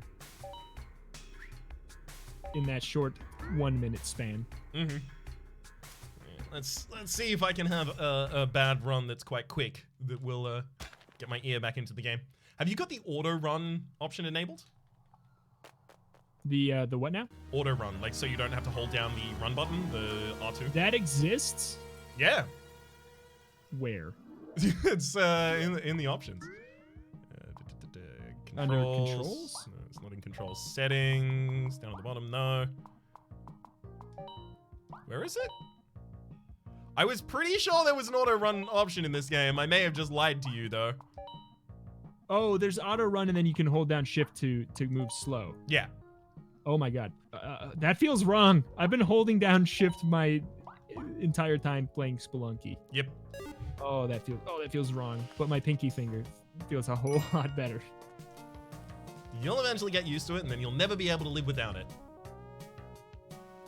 Boy, oh boy. Ooh. This is a spicy map. Spicy map? Mm-hmm. Spicy map. Oop. So what have you been doing in your quarantine days, Rita? I have been doing the same thing, but with more stress. Actually, something that one of my friends posted to my timeline after I mentioned the kind of like, so I posted something on Facebook and Twitter that was effectively shaking my head at the government telling me to practice self-isolation and social distancing like I'm not already perfect. Acting like I haven't perfected it. Yes. Yeah. I posted that as well as a Ron Swanson kind of like I know more than you thing on Facebook, and one of my friends just posted a response that I absolutely loved, which was when you just a meme, one of those like that feel when kind of situations. When you find out your normal daily lifestyle is called quarantine. Yeah. Oh, heck. Yeah. Shotgun myself onto a spike. Yeah. Pretty much. Mm-hmm. I'll tell you what. Such a gamer. One thing I do like about it is my partner is not like that at all. My partner is a very, very social, very, very busy boy, always out and about, man of the town kind of situation, right? Yeah. I just got to plan for us a 2-week staycation, and we just get to play all these games, and I went out and purchased like a bunch of snacks and meals the day before he got back, and that's nice. Effectively turned it into a nice little, okay, you just had like a vacation in another country, and now you get to have a staycation in this one. Yes. Let me show you my desires and what I do. So you want like, to know what it's like to be me. It's like that scene in 50 Shades of Grey where Christian Grey is unveiling his closet, but I unveil it and it's just a bunch of co-op games on Switch. It's like take your partner to work day. Yeah. I have thought about that as well, which is like Would it be cool if, like, we were on the couch and we were playing a game and I was just kind of pseudo-commentating it? Yeah. That's kind of what I do on accident when Grace and I play games. Mm-hmm. Do you find it like a reflex? Like it's just something you do? Yeah. I mean, but at the same time, it is usually like after a long day of already doing it. So I'm like a little quieter. But yeah, I think it's just a reflex thing. It's weird because like I will if not actually verbalize, I will definitely think in the terms of what I would be saying when playing games now. I'm just trained to do that at this point. Yeah. Do you ever have you ever done your outro in real life? Yes, I accidentally did that at the end of a conversation once. To be fair, I was a little drunk and otherwise intoxicated at the time, but it's just reflex. I think I had some reason to say my name is, and then I was like, go through with the rest. You know how it goes. Yes. My name is Rhapsody, and I'm a deck building roguelike. My name is Rhapsody, and I've been clean of deck building roguelikes for, hang on. 14 hours? It's not a race, no. After this, we are gonna do the daily, and we're gonna, if anything, we're cheating. It's not a race. If anything, it's cheating. We'll be working together. Helping each other. Collaborative, cooperative gaming. We're all in this together. I'm dead. That's not. If you're not dead, I can quick restart. I'm not dead. You can do one more. I have 4 HP and 20 bombs, and that is nice. Because it says a number that's so funny. Does it say 69 somehow? Not yet. I need a lot more ropes. I need a lot more ropes. You got this, bud. Oh, man. Yeah, My name is Rhapsody, and this is The Conversation. Conversation is a permadeath roguelike where... I mean, it does feel like those are the stakes. It's turn-based. It's true. Conversation's not always turn-based. Have you ever been interrupted by someone? That's proof that it's real-time. You know, I have not. You've never been interrupted by someone? Absolutely not. Shoot, I was trying to go quicker so I wasn't interrupting you. I've never been interrupted. I'm gonna say a whole sentence. I sure as heck hope that nobody interrupts me speaking this sentence. Thank you very much. That was respectful. I'm glad to hear that you've never been interrupted. I'm just saying. I'm so stunned by it.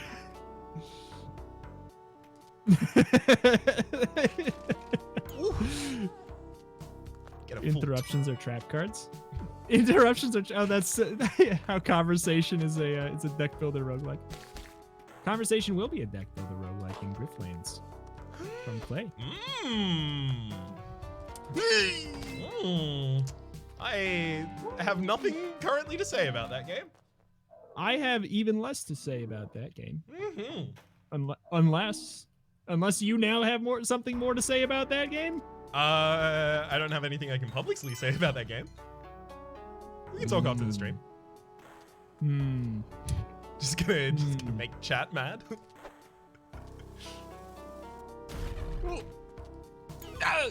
I didn't realize. I forgot he was down there.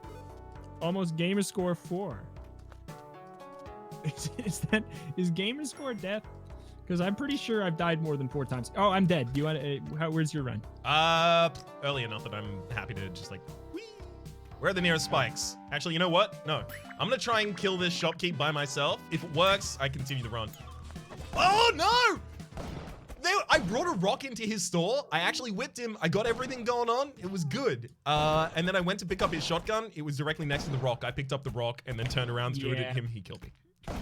Yeah, I've definitely done that. Definitely done that. All right, daily challenge. I'm launching it and then pausing. Okay.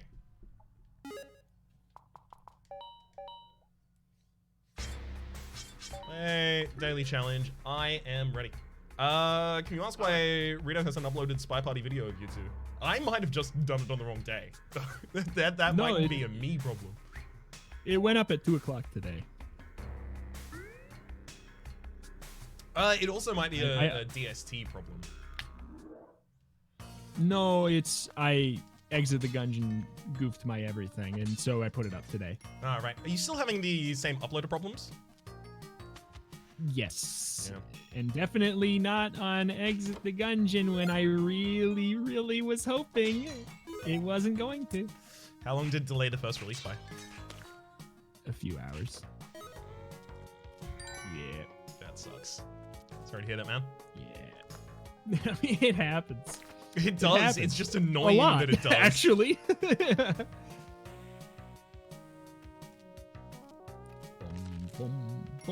Like, I understand the ridiculous complexity of the architecture that YouTube is working with, but if the most basic features of your site regularly fail, yeah, it is confusing. It's really confusing that it's so big. And I know it's like, oh, yeah, you know, like the fact that it's so big is probably why all these are happening, whatever. I don't care. I'm mad because I can be. YouTube. I'm mad because I can be. I'm mad because I don't understand, not because I want to understand. I'm mad because I'm, like, you know, I'm not getting every single cent from the ads that are shown on my videos. I'm getting a small minority of it, in fact. So, hey, why don't you make the website that I work for you on functional? Yeah. Can I be mad with you? Absolutely, Lego Kirby Twin. Please do. I'd prefer that you were. It makes me feel less alone when everybody's also mad. Everybody, 3, 2, 1 in chat, in my chat, I want to only see grr. Okay? Everybody spam grr with varying degrees of R. Please, for the next few seconds. No, not pirates. Those make me sad, not angry. Really? What about pirates does it to you? They just milked the franchise. They did. Oh, it was good as well, and then it wasn't. It's true.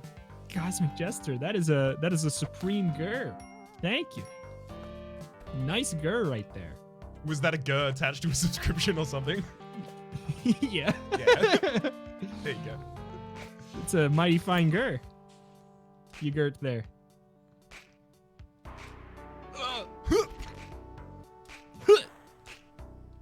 I don't know why I'm trying to do this, but I'm whipping the spider. The big one. What? Oh, shoot. I think we're in the same spot. Uh-oh. Gamer! Hit him with the rocket twice. Was that a put down the controller out of shame? Hello, darkness, my old friend. I've come to talk with you again. Because vision softly creeping has snuck its way in while I was sleeping. I'm dead as heck, guy. I'm ripped. That is disappointing. It is extremely disappointing. I'm just gonna have to go on to a different run, and at this point, we're not even gonna be able to talk about the game because we're on different runs. So, was it a death or was it strats? It was death, but it could also be strats. I mean, you know, it's true. If you have the Ankh, death is very much strats. At a certain point in time, up until that point, death is extremely not strats. It's true. You know what? Yeah. All right, we're not on the daily. I'm gonna try and go to hell. People keep telling me to, so I figure it's probably a good idea. I'm trying to. No, I'm not trying to go to hell. I forgot to get the thing. Never mind. I lied.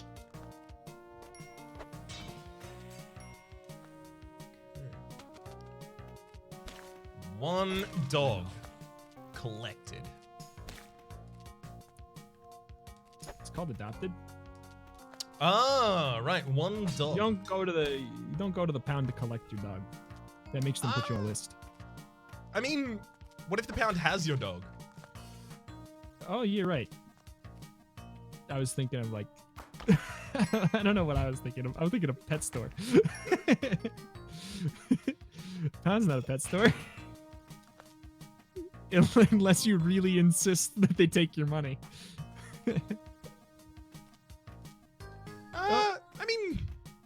probably do that by some mechanism, like donating to the shelter. Ha! It's true. Dog! Dog took an arrow for me, so thank you, but now dog dead. No! Spider!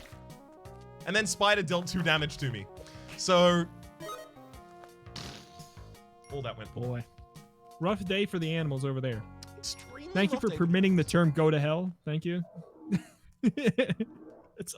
I always love calling those out. Just the mod permissions. Mm-hmm. They're always so funny. That's a lot of bombs. Ooh, we have a shrine. No, it's okay, Cry. I meant it. I meant it. Go to hell is so relevant in most roguelikes I seem to play. There's always a hell. Well, I mean, I will say it's extremely not relevant for one of the roguelikes you play, because your goal is to leave hell. Oh yes. That is true. It's that Hades game. Oh, I thought it was Exit the Gungeon. Because the Gungeon is hell. Oh! To a certain degree. I mean, isn't it kind of like an analog for hell? I don't know. There is a hell in it. That's true. I made it to the Greenopolis. Oh, and the cursed chiptune music is playing.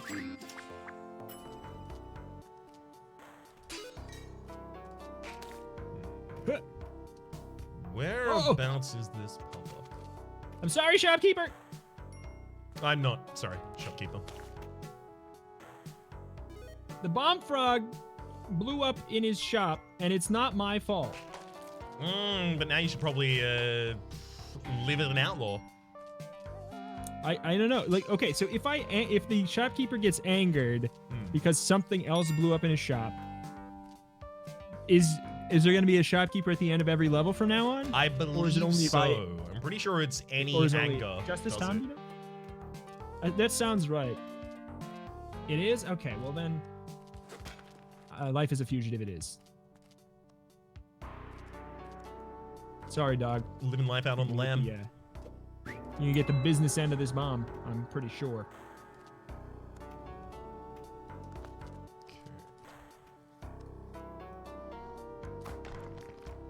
That works.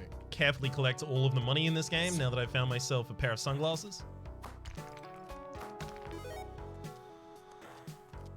Bye, pup. I'm now. The worm didn't get the dog. It missed. Huh. I put it in and it missed. I didn't know that could happen. Yeah, exactly. Nor did I. Oh. Rip.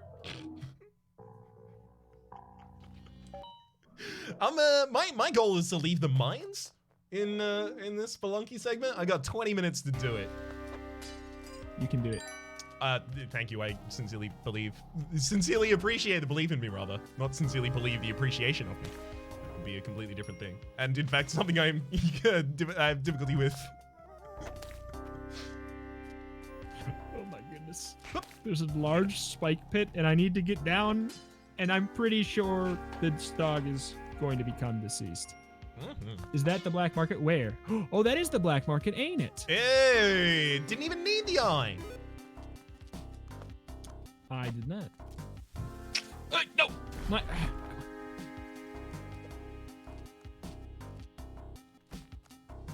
So, I heard that you've played a Roundguard, which is our next segment, the Peggle RPG roguelike pachinko by way of Breakout. Yes. What have your thoughts been so far? I have indeed. Addictive and nice. I'm gonna have to just pass on that shotgun, I think. I've only played like a really small amount of it, but I enjoyed my time very much. That was just narrowly lived, I'm guessing. That was I can't believe how much of a gamer I am. Hell yeah. Capital G, capital A, capital M, capital E, capital R, exclamation point gamer. I have obviously played like a fair bit of that. For me, it's just really good to have like a kind of like very, very wind down style kind of game that only needs the mouse. Because previously for me, like a wind down style of game that only needs the mouse was Slay the Spire, and that still requires like a fair bit of thonks. Like you got to invest in your thonks for it. Mm-hmm. So it's nice to have one that I can kind of just put on in the background while I'm like watching a movie or something like that. Just put it in the auntie. It seems very much like that, like a good old-fashioned. I mean, it seems like Peggle, but with more thonks. Exactly. But, it reminds me of what I used to do when I would. I think TF2 is my most played game at the time, but I would just play Peggle when I was tired of TF2 and watch. At the time, probably old episodes of Whose Line Is It Anyway, the American series. I used to watch it every night that I could. I got a mini, like the smallest TV you've ever seen in my bedroom. It's the smallest one that you've ever seen in my bedroom. You know what? I'm afraid I'm gonna have to contest you on that because as a teenager, I was given the smallest TV I have ever seen in my entire life. And I would stay up late so I could watch Rove Live, which was our kind of like late night show. Mm-hmm. Sorry, I just killed like 6 shopkeepers. Hell yeah! It's one day. Well done.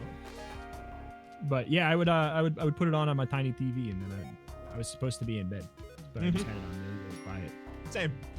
Couldn't have been that sneaky. I was supposed to be asleep by 9, but I had to stay up late to watch Rove. That was back when like anything that had the word comedy in it, I would just voraciously consume. Mm-hmm. And then eventually I learned that there is good comedy and bad comedy. What's the kind that I do? Good. Yeah. You did not learn well. I'm so sorry, but I will say that I have studied incredibly long. Oh. The boss music stopped. I love that you Reto set the yourself Game up in a God. position where you could either be insulted or complimented, and complimenting you probably made you more discomfortable than... Yes. Welcome to the life of the introvert. Mm-hmm. Oh, thank you. It's nice to I see officially you, have I a see welcome. Yeah, I was gonna say, I was like, I see you. Your luggage has been here for years. But since we are introverts, we have still not introduced ourselves until now. Mm-hmm. Well, I was also very gamer focused on killing everybody in the dang black market. Well done on having done so. I'm doing good. Better than I definitely have done all day. I'm glad it's on the daily. I wish my good run was on the daily. I wish I had a good run. You have a good run? I was gonna say, have you had a good run yet? What would you consider a good run? At what? Getting to ice point would you caves at consider good? least for me at this point. I think that would be back to like a good run. Okay. So one more, and then Papa Rhapsody's approval. Oh, I fell on the spikes. So I'm afraid you're not getting my approval. Well, I can still make it. I had the Ankh. Ooh, okay. You got this. I can still make it there. Oh. Are there any games you've been playing that you're not creating content on at the moment? Oh my god. Yeah, Bombergrounds. Right. So I see. How are you enjoying it so far? I love it. I love it. What happened to Exit the Gungeon? What do you mean? It's just started. It's live every day. You mean on the stream? Yeah. On the stream, it was the first segment, if that's what you meant. But yeah, Bombergrounds, I like it a heck of a lot because I think that there should be more like 2 to 3 minute long battle royales. Mm-hmm. It's 2 to 3 minutes? Yeah. Damn. I could mill out episodes for that, like 50 in a day, and then just put 4 ads in each and be off to the races. So true. So true. Papa, be proud. I'm in the icy caves. I'm officially proud. Exit the Gungeon. The Exit the Gungeon from the stream will be live on my second channel tomorrow at 4 p.m. And at some point soon, I'm gonna start publishing all of the Reto and Rap stuff on YouTube. I forgot the next word and I had to stall. It's your job. It's the one that's your job. Sorry, my bad.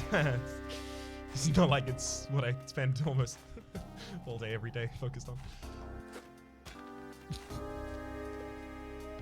Because then, if it was that, then forgetting the name of it would be really embarrassing. That would be an embarrass. Oh boy. Yeah, this is I think it's my first time, or my first time in a long time that I've actually made it here without a jetpack. And I don't like it nearly as... No! That sounds like a final no.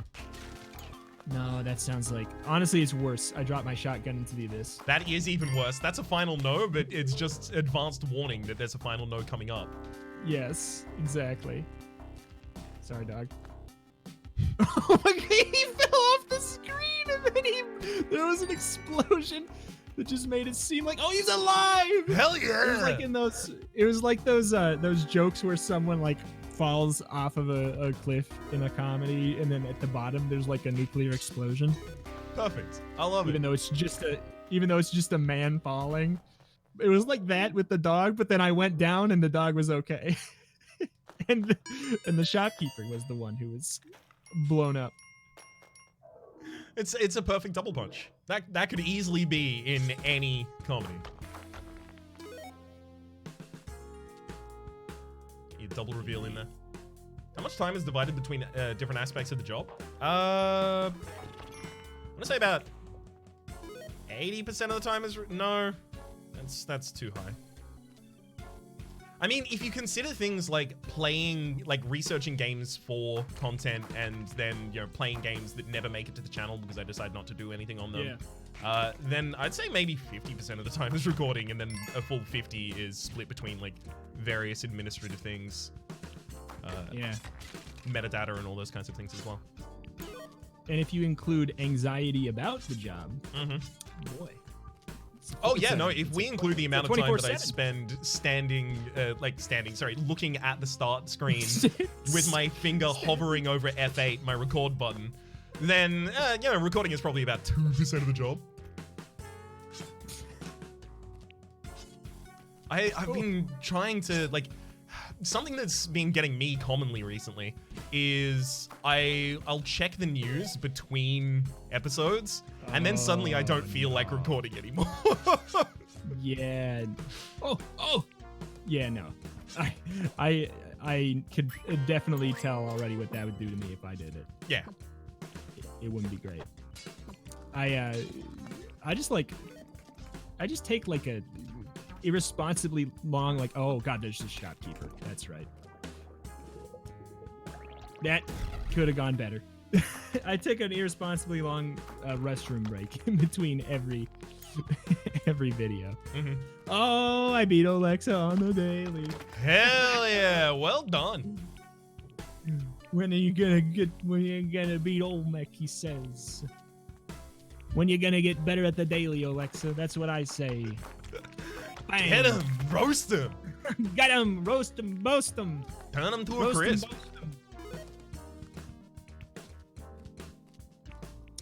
It's a good try, Alexa. It's a good try. Is Alexa like I know he is more au fait with this game than either of us necessarily at this point, except for you, obviously, because you just beat him in the daily. But is like Spelunky like a common, like a mainstay on his channel? I know he did a long series on it before, and he's doing a series on it now, and he has hundreds of hours in it, like a lot. I don't know, but I don't know how much of a mainstay. I don't know. It would have to be. I don't know. I feel like for me, I don't even know what's a mainstay on my channel aside from like Enter the Gungeon. You know, I feel like I don't know what to say for even that. Fair enough. Let alone for somebody else. I mean, what would you consider as a recently. mainstay on your channel besides Slay the Spire? I've been thinking about it recently, and like just from viewer statistics, I think Atomicrops Because I was gonna say one thing I always get told anytime I upload an Atomic Rhaps episode is like there'll always be at least one comment saying you're the only person on YouTube doing this. Yeah, Please upload there used more. to be two. There used to be two. Yeah, it used to be you as well. And then I stopped. I think Wonderbots did like a small series on it as well, though. What do you mean? I think Wonder did a small series on it as well, though. Oh, okay. I don't know who that is. Wonderbots. Dicey Dungeons. Oh, Wonderbots. I didn't hear you. Sorry, you said it really quick. I was like, I don't know who Wonderbread is. Yeah, Dicey Dungeons is definitely a mainstay on the channel. That is facts. Mm-hmm. I've 200 something. That's big facts.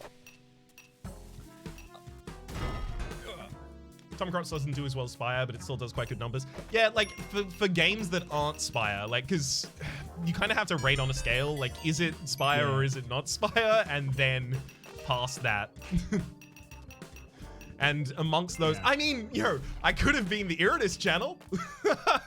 Yeah, you could have easily. I'd like to think maybe in like half a year I could answer Hades to that question because I love that game and I've started quite a few series. I mean, Undermine, I guess I would have to say I've got like a couple. I don't know. It's hard to say. At what point is it a mainstay? Because I have quite a few series over 100 episodes now. Not a ton.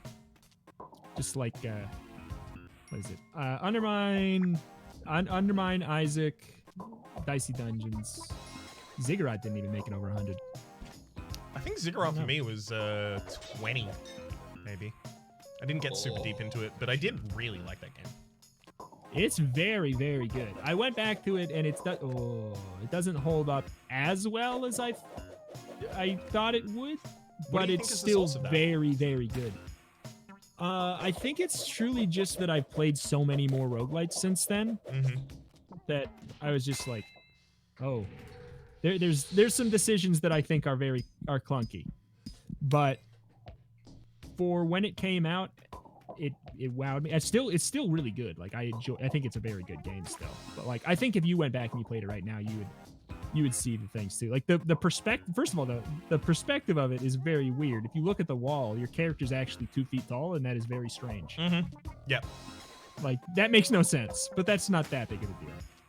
But there's just some weird balancey things, and like I think any game that makes it so maybe you don't feel the same way. Any roguelike that makes it so you have like a 2% chance to get HP from breakable pots is a bad addition to the game to me. Because it makes it so just like buff the gold economy or buff the HP economy of the game so that you don't have to spend 30 minutes breaking pots. Yep. You know, I'm looking at you, Wizard of Legend. I'm looking at you, Ziggurat. Thankfully, Hades was smart enough to make it only as a keepsake, so that I can never, ever, ever, ever, ever, ever use it. I feel like it's a decision that makes basically every roguelike worse. Yeah. That isn't based around like Spelunky's. You can obviously get gold from breaking stuff, but that's just for a high score, and you don't even have to care about that. So I'm going to tell you a thing that happened during that story to me, and I went to the black market. I bought everything. I got my arc. Good time, right? Then yes. I died because a blue frog knocked me into spikes. Okay, it happens. That's exactly what happened to me, I think. I was throwing the boomerang at the time that I died, and then when I revived at the very top of the level, the boomerang came back to me. As we said before, Australians do not have proficiency in using the boomerang. I clearly do. The boomerang returned to me after death. Nothing will stop this boomerang.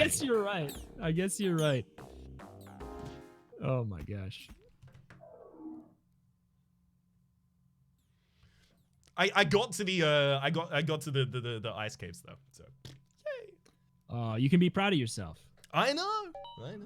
My death was extremely dumb.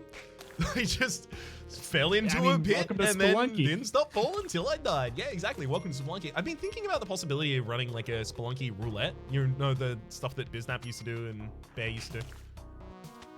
The death roulette. Death roulette. Yeah, it's like what killed you. What killed you, and then you can vote in the chat. I think that's a great idea.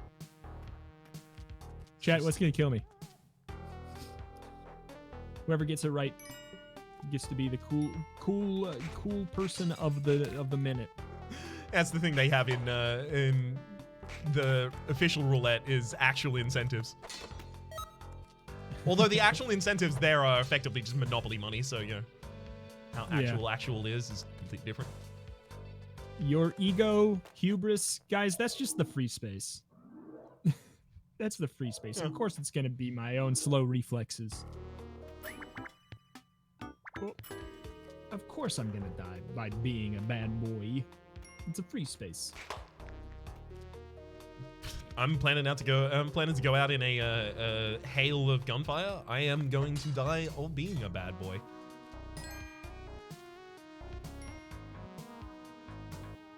Need more gold this level. I found a jetpack. I want to buy it.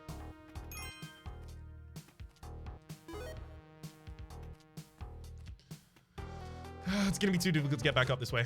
All right, it's time for me to go and just destroy the man myself, personally. Hello, Reto? Ah! Hello. I was dancing to the music in the gambling room. It was too good to not. I'm going to the word. I'm gonna make chat happy. I'm gonna die! I'm so dead. I was just dancing to the gambling music. It's so good. Oh, I can't go. Oh, got him! It was a very convoluted way of killing him, but I got him. Now I've got a jetpack and I've got a shotgun. We're going. It's gamer time. Gamer. It's real gamer hours. Nobody in the chat said piranhas. Nobody said try to go to the worm but fall in the water and get eaten by piranhas. If they had, then that's extremely specific. They may have actually been a soothsayer. They may have had inside knowledge. Yeah. I don't think these piranhas are called hubris. That was a shock. Yes, it kind of was. I think that I am going to move on to Roundguard. That sounds like a good idea. I am going to finish out this run, but then I will join you. Yes. Yes. Roundguard. Well, I get eaten by the fish forever in the background. Help, it's 1 a.m. and I can't go to sleep. What do I do? Rhapsody, read Holy Derp a bedtime story. Once upon a midnight jury, as I wandered, weak and weary, through many a quaint and curious volume of forgotten lore. As I nodded, nearly napping, suddenly there came a rapping, as though someone gently tapping at my chambered door. "'Tis some visitor," I muttered. "Only this, and nothing more." There was a tweet recently that was actually pointing out that the, it's real weird to say, someone's knocking on my door. Yeah, it's probably a visitor. I don't care. Yeah. Oh my goodness. I'm just doing my announcement things.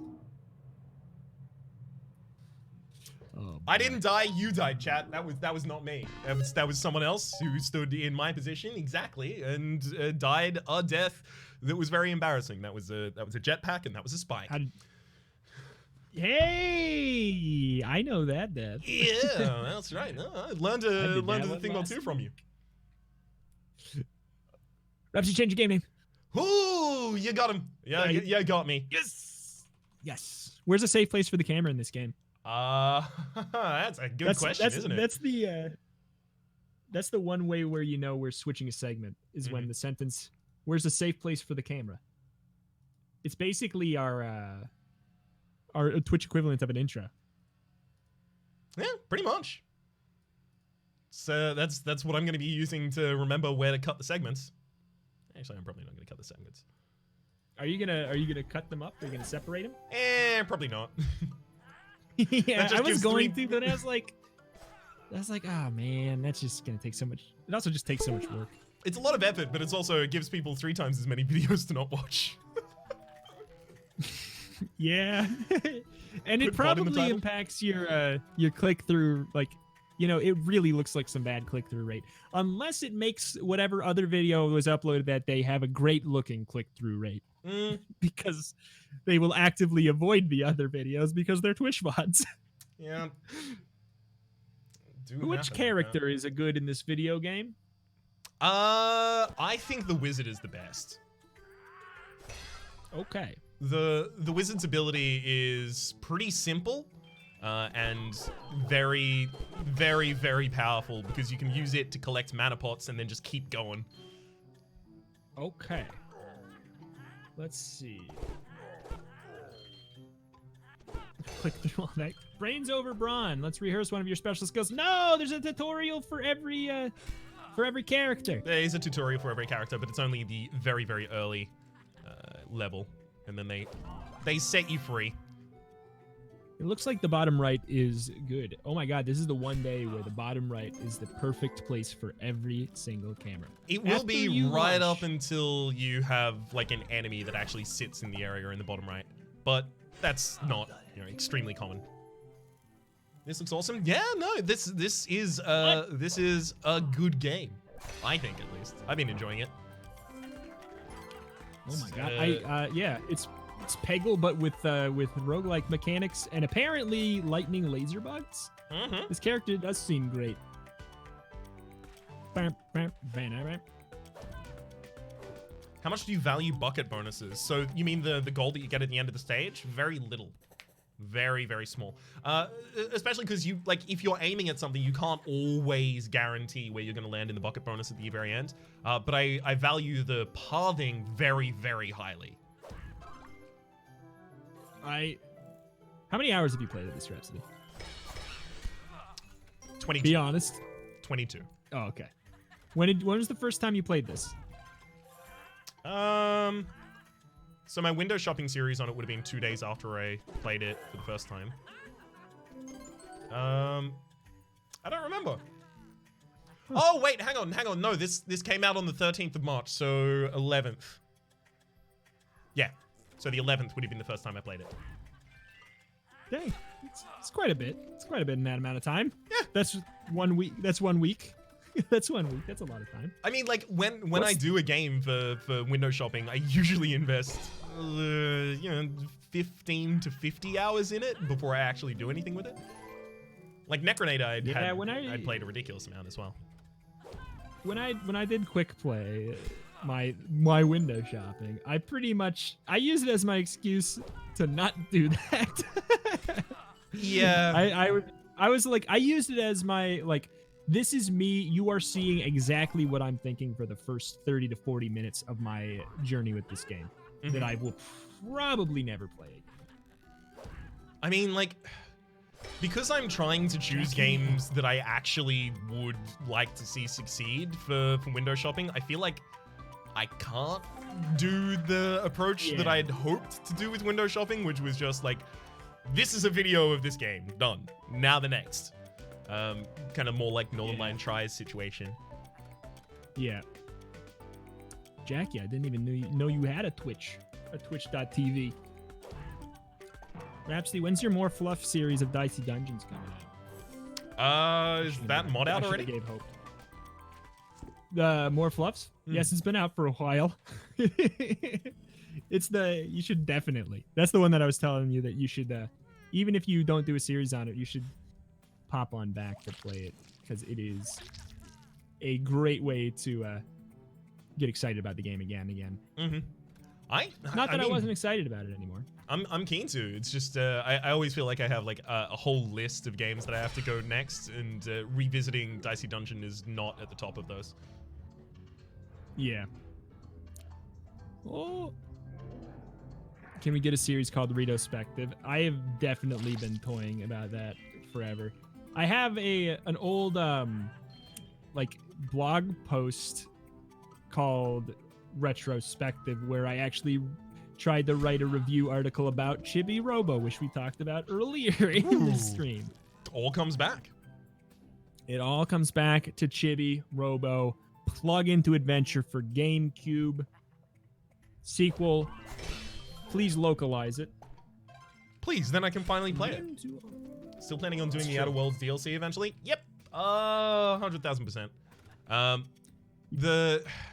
See, because I've been thinking a lot about like very, very long RPGs and doing second playthroughs recently, but I can't justify like another 70 plus hours to do just another run of the board and Supernova and Melee. But with DLC, I can justify that. Yeah.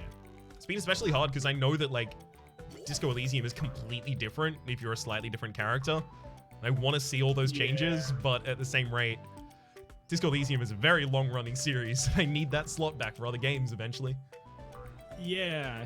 How many more episodes do you think you have until you're done, if you were to guess? I have the next 5 or 6 recorded already. It feels like things are starting to wrap up, but I'm not entirely certain because I felt that before, and then I got to a new area and they were like, here's all this new stuff that you have to deal with. Although I don't think there are any like new locations at this point anymore, so pretty sure it's I'm like wrapping it up. Final Fantasy 13, where it made me think that it was going to end 5 times, and then I quit. But you're not going to quit?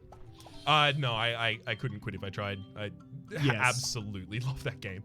I definitely have an easier time canceling series than you do, I've noticed. I struggle a lot. It seems like you have an impossible time doing it. It feels to me like I need some finite end, and because of the types of games I play, that's not a thing I get. Yeah. Well, I mean, it's also like, there's also a big difference if I'm playing like a roguelike or something that, you know, doesn't have an end per se. You know, it's different than playing Disco Elysium, which has an end, right? Mm-hmm. Oh my gosh. These stinking skeletons are immune to magic, the one thing that I was using as a crutch, and I think that is broken. Patch it. Patch it. Sorry to say. I think they're not immune to like all of the damage that you get from it. I just think they're immune to like one of the status effects or something. Have a look at like at the end of the turn how much damage they take in that turn. You just create an artificial goal. That's what I usually do, Reduce Reptile, is create an artificial goal for myself, but like for instance, like the Heartbreaker Ascensions were effectively me creating the those kinds of goals for myself. I had the same thing in Binding of Isaac before it. You can do that, but at the same rate, I still feel like beholden to continue things almost indefinitely, even past that.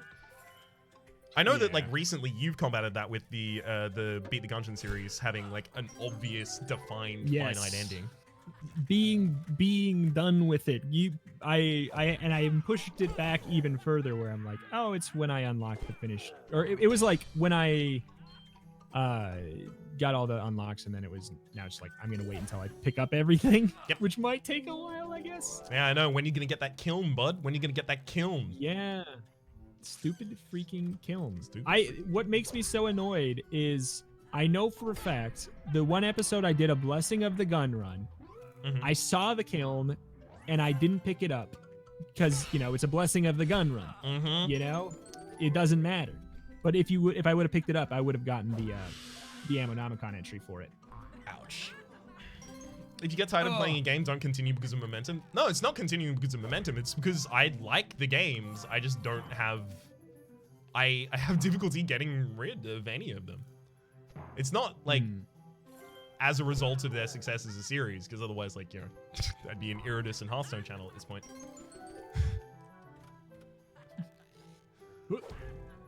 Yeah, I don't know. I used to be like, I've gone through phases with canceling series. I used to be like, I would cancel them on like a lot just because I have attention problems. Mm-hmm. And I was like, no, I can't ever cancel anything. Let's get a booty load of everything that I record. Like I want everything I upload to be 100-part series or whatever. Mm-hmm. But then but now I've gone back and I'm like, you know what? I want to cancel it because there's other fun things to show off, you know? I want to play more things because I want to make sure it stays fresh for everyone, and I want to make sure it stays fresh for me. Otherwise, I'm gonna go crazy. Yep. Like I was listening to the Check the Wire. I don't know if you've been listening to that. Yep. I haven't heard 4. I don't think. How he was talking about the period of time on his channel where he was just playing Binding of Isaac, Slay the Spire, and then one bonus thing, and he said like, it looks really good. I mean, and I know it's like not just talking stats. Mm-hmm. There's way more to it, but it looks good. And then each day it goes down by 0.5% or 1%. Yeah. That still means it's going to be horrible at one point if you just keep on doing it forever. Yeah, I mean, like that, you know, part of that harkens back to the argument of like you don't want to get pigeonholed. Because then, you know, as the views decrease for that game, or as the views decrease for your series of that game, you're screwed. Yeah. That's why it's like, I'm so happy that recently Enter the Gungeon is not the... I mean, like, obviously, it will probably forever be the big thing. Mm-hmm. But it's exciting. It's always exciting. And I don't know, do you get the same thing where when you're looking at your stats, you kind of root against, like, Slay the Spire in a way? Where you're like, you're not like, I hope this does bad, but you're like, I want everything to do just as good as it. So in a way, I'm kind of like, I hope the Gungeon isn't much higher than the other stuff. So I kind of weirdly root against it. Even though I love it. A very, very small amount, but it's usually manifest as like this Slay the Spire episode where like it was a daily. I've done you know, at this point more than 1,000 videos on that game, but you know, 999.99999 whatever. Yes. So like, not every single one of those is going to be absolutely stellar. Like, you know, there's going to be a couple bad ones in there. And I'll occasionally look at like a Slay the Spire that's like done quite well that I was like, I don't feel like that was my best. And then I see it directly next to an episode of Disco Elysium and I'm like, that's the best series I've ever done. And it's please watch it. It just doesn't matter. Like it's I don't know. I feel like how good it is, and like it feels like it has very little to do with how well the video does a lot of times. I don't know. The AI dungeon proves that. But that is pretty much exactly my feeling on that, which is like, if Slay the Spire did a little worse and then the other stuff did a little better, I'd be appreciative. Yeah, that's where I'm at. Like, I don't want to like, I genuinely, and this is not, and nobody could ever believe it. Like, maybe you could. I have faith in people, I guess. I would probably still play Enter the Gungeon at this point if it, you know, if I was having as much fun as I have been having with it, which is to say a lot. It isn't just because it's doing the best, but I don't know. I want other stuff to do good too. That's all. Minecraft is such a good series. I appreciate that. And Rhapsody, do you like your Minecraft series? My Minecraft series? Nice? The one that do you like yours? Yeah. The one that you're in. Do you like yours? I do. It's I think it's a lot of fun. It's a lot of fun. I think like a large amount of it is us like trying to learn each other's dynamic, and I think occasionally in those episodes we cycle between different people's dynamics for an episode. Like there's like an orbital dynamic episode, and then there's an Alexa dynamic episode, and then me, and then you, obviously. Like I can think of probably like an instance of each of the episodes that I'm like, this is very much that person not speaking the most in the episode. Maybe not even just completely taking the reins, but everyone is kind of taking like a social cue from it. What episode do you think was I took the one where you never talked. The one, ironically, that's probably the truth. That episode is, I didn't talk for that episode, but that was probably my episode. I think you're right. That's my actual legitimate argument would be the episode we were talking about our fathers and how their history with games as well. Oh, where the wholesome episode where we actually were the wholesome boys. Yeah, yeah, that's probably true. The episode where we lived up to our name. Yeah, the episode where we didn't insult each other. I mean, like, it is weird. Like, I just get back completely in the tone or spirit or the cadence of that kind of like sledging humor as soon as I'm around Orbital, just because we did it for so many years. You cut out around you and Orbital? Around Orbital and I, like, I get back in that kind of like sledging kind of tone because we did it for so many years. Yeah. I'm actively trying to work against it, but it's an uphill hard. battle. Bubble spray. Swiver, thank you. Bubble up nearby enemies. Is this good? I don't know. Bubble up nearby enemies. Bubbles deal 5 damage when they burst. 5 plus 5 more per bounce. What does that even mean? Is this English? Mm-hmm. Reduce Reptile Thank says, you. I saw your worms. Yeah, this is 100% English. Reduce Reptile said, I saw your worm series, 100% accurate. Yeah, that was Orbital Lolash and I, and Lolash is a countryman of mine. I think it actually might be like the UK and Australia being the kind of like origin of sledging, in the cricket sense at the very least. So yeah, that kind of combination just becomes like very, very heavy sledging. For the King is one of my favorite series you have ever done ever. I really liked it. I wish it could be condensed a lot. Whoa, hang on. I got good news for you, bud. There's a game mode all For the King that is just For the King condensed. Well, boy howdy, did you just leak our docket for some week? I believe it's I was also going to say we should play realm Worms. of like 5 to 10 hours rather than to... Okay. Yeah, so it would be a multi-string thing. But yeah, no, Worms would be great.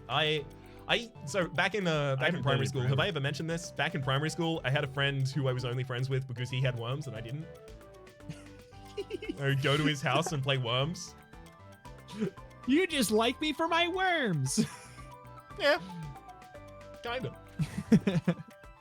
Like I didn't contextualize it in that way at the time, but afterwards definitely thought, oh, I'm only here for the worms. Oh. I'm barely halfway through the first Gungeon, first episode pre-DLC series. I'm determined to watch every episode all the way to Farewell to Arms. So that spans like the history of my channel to the point that you will probably be able to see the changes in my personality over the last 5 years. Oh yeah, I noticed that when I did my my episode for my 1000 episode, and at the beginning I played all my intros, and I noticed so hard just the difference. Like each one, I'm like, that guy's a tool. Yes, you know. Every time, like 1 or 2 years will go by, and I look back at the old video, I'm like, that guy's a tool. Yep. I hate that guy. So part of me, like, obviously, like, there's an element of low self-esteem, low confidence, that's a blah, blah, blah. Like, that's the boring part. But part of me thinks, like, kind of disliking your past self might be, like, a decent-ish kind of thing. Like, it marks growth. At least, you know, if you are better. If you're getting worse and you hate your previous self. Man, I hate that guy. He used to volunteer at animal shelters. Like, grow up. That's something I want to do more this year, is volunteer. Oh, no. Yeah, I meant to do that this year. And then we were going to move. And then I said, I can't do it because they needed a commitment of a certain amount of months. And then I found out we were moving like months later. Mm-hmm. I don't know. Extremely unfortunate. Not smashed. Lazarus, did you realize that when you search Rhapsody on YouTube, you're the first hit? It's no longer Queen. You did it. I did, but I only realized that when my dad told me. And it was because anytime he has to describe to someone what his son does for work, he's like, oh, he's one of those people on YouTube who makes videos and people watch it. He's like, okay, hang on, I need to actually demonstrate this to you. And he'll search my name on YouTube, and then at one point he called me up and said, hey, so you're the top result for Rhapsody now. Did you? You did it. It's such a lovely call. Yeah, that's nice. That's like, that's one of those those weird I did it moments. Is Mm-hmm. not even just the being first, but like, you know, I don't know, having someone call to say something fun about what you know, something unique about what you did.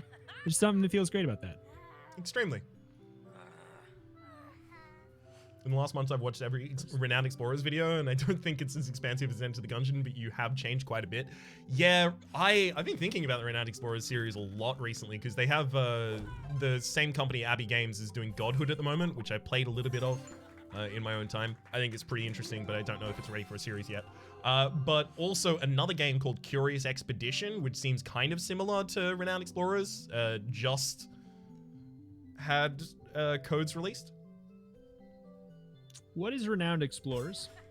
So Renowned Explorers was a game where you play as kind of like historical analogs of explorers, and then you'd play a what would it be akin to? Kind of like a turn-based strategy on a hex-based map.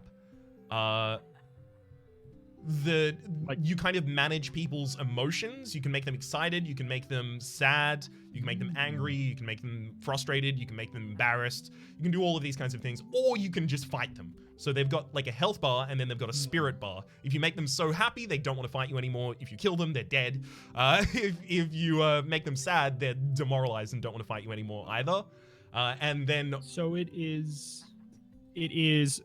Since this is the only way that people's brains work nowadays, so it's For the King meets Undertale. No, it's For the King meets Undertale. It's kind of like the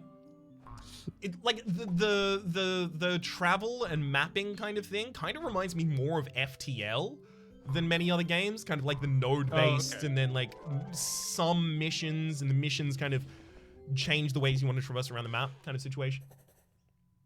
Okay. If so you it's kill Slay them, the they're Spire dead. meets People die when they are killed. Undertale.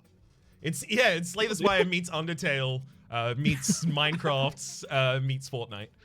So if anyone's looking for that, that's Rhapsody Renowned Explorers. That was actually a series that like I didn't have an eye on that game at all, and then and this is before Slay the Spire, and it became like for a fairly long period of time my biggest series. And it was just because someone suggested it to me. They messaged me and said, "Hey, Rhapsody, I think you might like Renowned Explorers." I tried it out, and then it became the biggest thing that I did for a very long period of time. I created probably about 300 episodes on it across all the expansions. It's one of those situations I am very, very thankful that I read that comment, and very, very thankful I took it to heart. It's nice to have situations where you're thankful you did read a comment every once in a while. I've, you know, I've honestly had almost nothing but recently. The comments have been incredibly nice. I joke. I joke. It's been good for me too recently. It has. Have you ever had comments so nice to the point that like you'll read them and then like the anxiety brain kicks in and you're like, that's not true. The anxiety what? You cut out? Like the anxiety brain kicks in and you're like, that's not true. And you get the urge to kind of argue with it. Yeah, especially like doubly so because I listened to an interview Bo Burnham did at one point, and it's something stuck with me like really a lot about it. How he said the only reason that all those negative comments get to you is because you let the aggressively positive ones get to you too.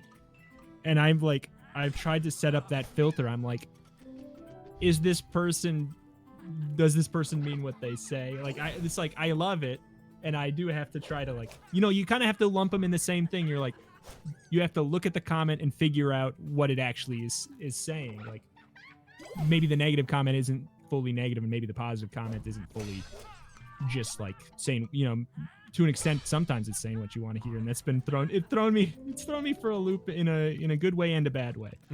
It's like, it's helped me with dealing with negative comments, but it's hurt me with dealing with positive comments. I don't know if I necessarily subscribe to that, because like the negative comments that I take more to heart are the ones that like mirror something that I already kind of feel about myself, like a fear that I have about myself, usually. But for me, it's more like even conversationally, even in like real life with, you know, meat space friends, I just really curl up around the idea of being complimented, and then like kind of like over complimenting to a point like I'm like, I can't be. Yeah, that's not. I think we probably have the same problem with that, where if we don't get complimented, maybe you feel weird about it, but when you do get complimented, you feel even weirder. Oh yeah, that, like a good example of that is like last night. For some reason, I used the phrase "a whole new butt."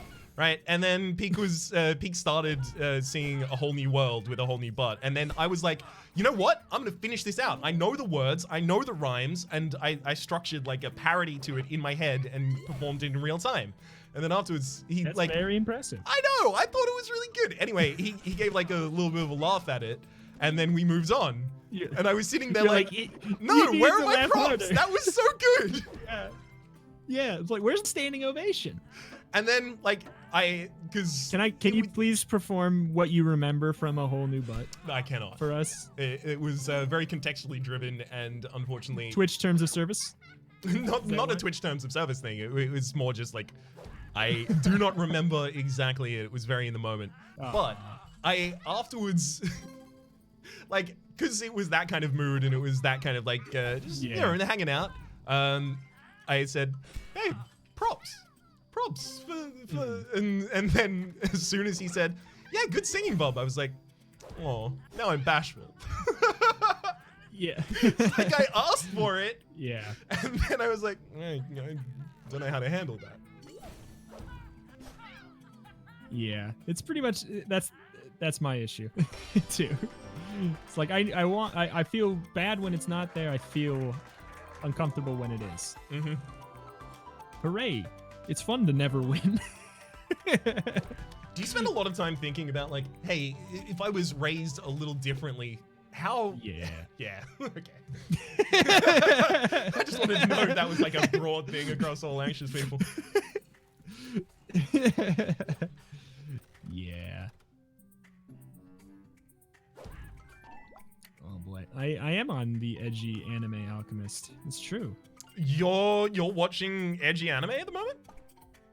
Absolutely. Any anime recommendations, chat? I need to get the average chatters up. Have an argument about anime. I mean, my recommendations stay as they always are: The Promised Neverland and Cowboy Bebop. And you've got time. You can't tell me you don't have. Well, actually, you can tell me you don't have time because your usual schedule is not changed by this. Honestly, my schedule is messier. Corey in the house. I've already seen it, BX. Corey, you about?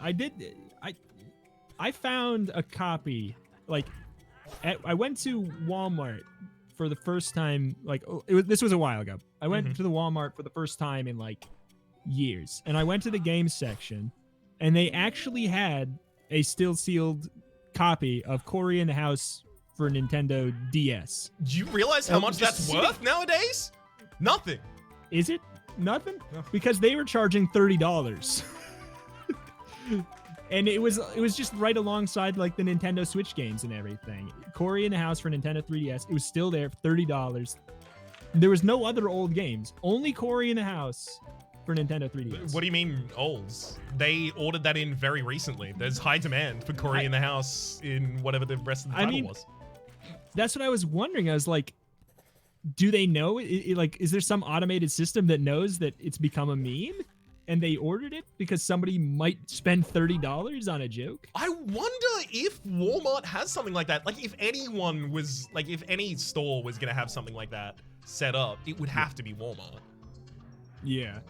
I mean, when I worked at, like, a gas station, I know how the automated system works there. You know, like, you're not like, oh, let's order this. They're just like, your store sold this. You need to get this. Mm-hmm. And I bet you Walmart has a ridiculously, like, machine learning version of it. Yep. And like when you enter, they probably gathered information about what memes you looked at that day. Mm-hmm.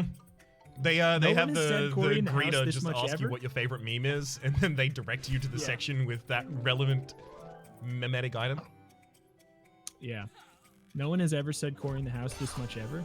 I don't know. Etheron had a stint in the Discord where he talked about it a whole lot, so much that one person got so mad and started causing some serious problems because he was mad about how much Corey in the house was being talked about.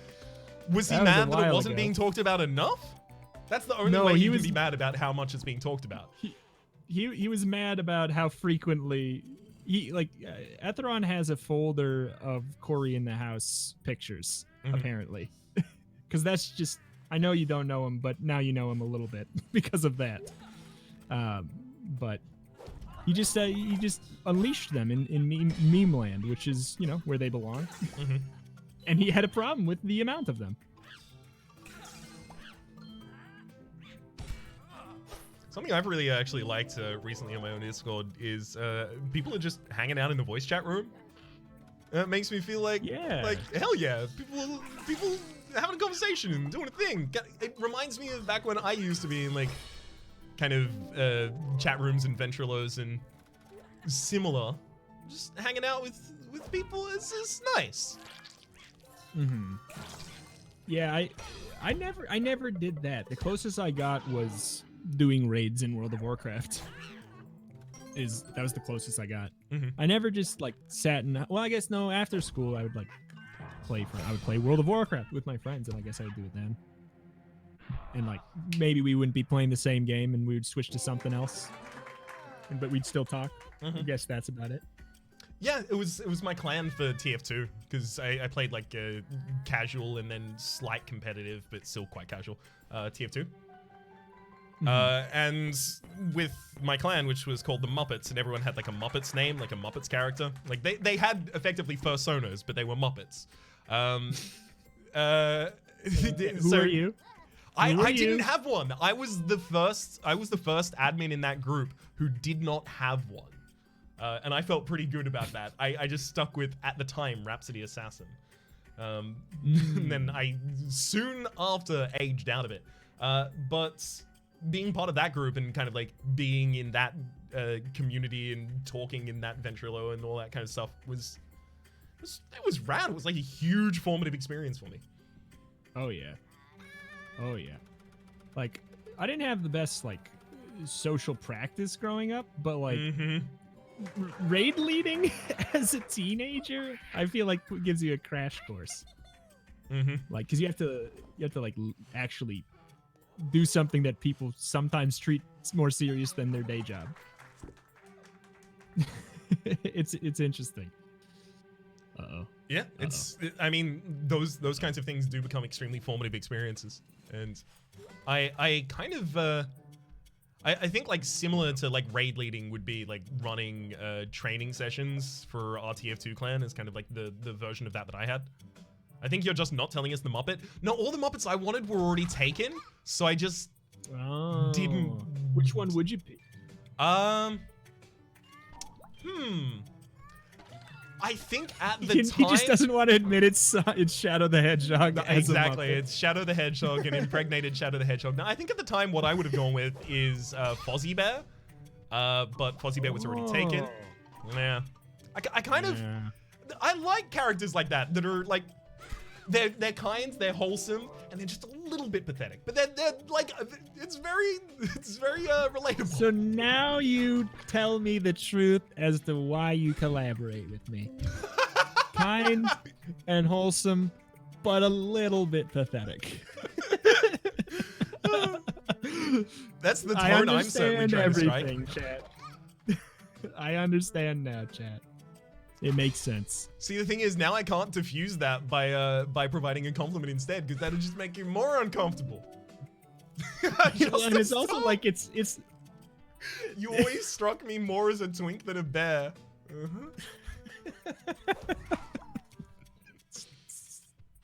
Oh boy. Actually, you know what? I will mention, I legitimately don't know what my quote-unquote tribe is. So, obviously, queer culture, usually, like, gay male culture, has your standard kind of body type split up into your otter, your bear, your cub, your twink, all these different varieties.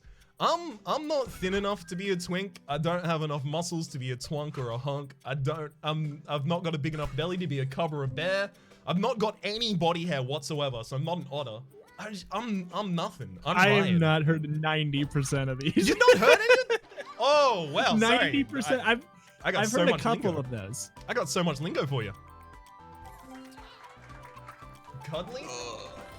I mean, see, that'd be kind of like cub, like more like cub. visible retromation confusion. Yeah, because I was certain that I'm not.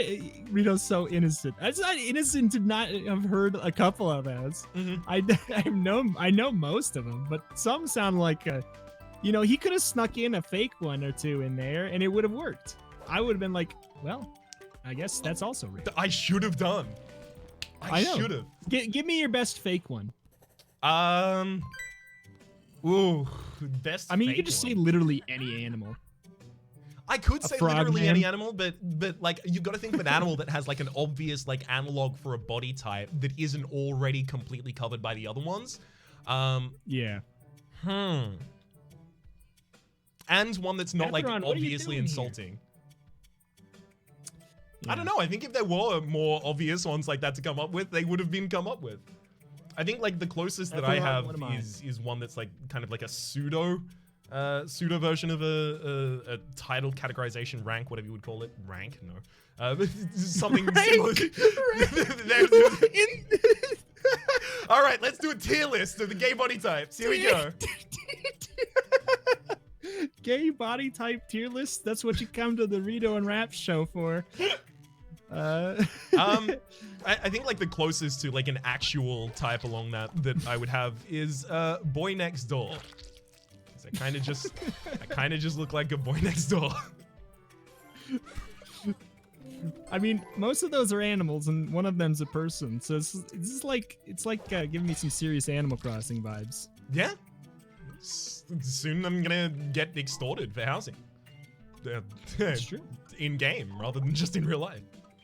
just from the landlord. Oh, our agent is the absolute worst. Did I tell you that we had to we had to pay 2 weeks rent in advance because he didn't have the money on hand to replace the appliances in the house that were defective when we moved in? That's a problem. Yeah, that's a problem. That doesn't inspire confidence. Like, there's obviously multiple levels of it, which is like, that's a little strange. I have a housemate who's more familiar with accounting than I am, who said that there's like a couple tax reasons they might want to do that, but not having the liquid on hand in order to themselves purchase the appliances is a little bit weird. And to me, I think the biggest thing about it is it's just a little embarrassing for you, man. The agent, like, yeah, it kind of tells me you don't have your stuff together. Yeah. You're actually just renting his house. His apartment. Also, I need a fact check here from Etheron in my chat. Says, based on my exceedingly extensive familiarity with gay America, I would pin Reto as halfway between a zipper and a moose. Which is you shouldn't take that from him, calling you a zipper. I'm almost certain these aren't real, but I need some backup. They're not. I'm almost all the way positive they're not real, but those are examples of two really good fakes that are so close. Yep. How did Spelunky go, Atheron? I was gonna raid you stinkhole. 10% chance to turn an enemy into a golden frog when you hit him. Get it? At least the moose has a nice rack.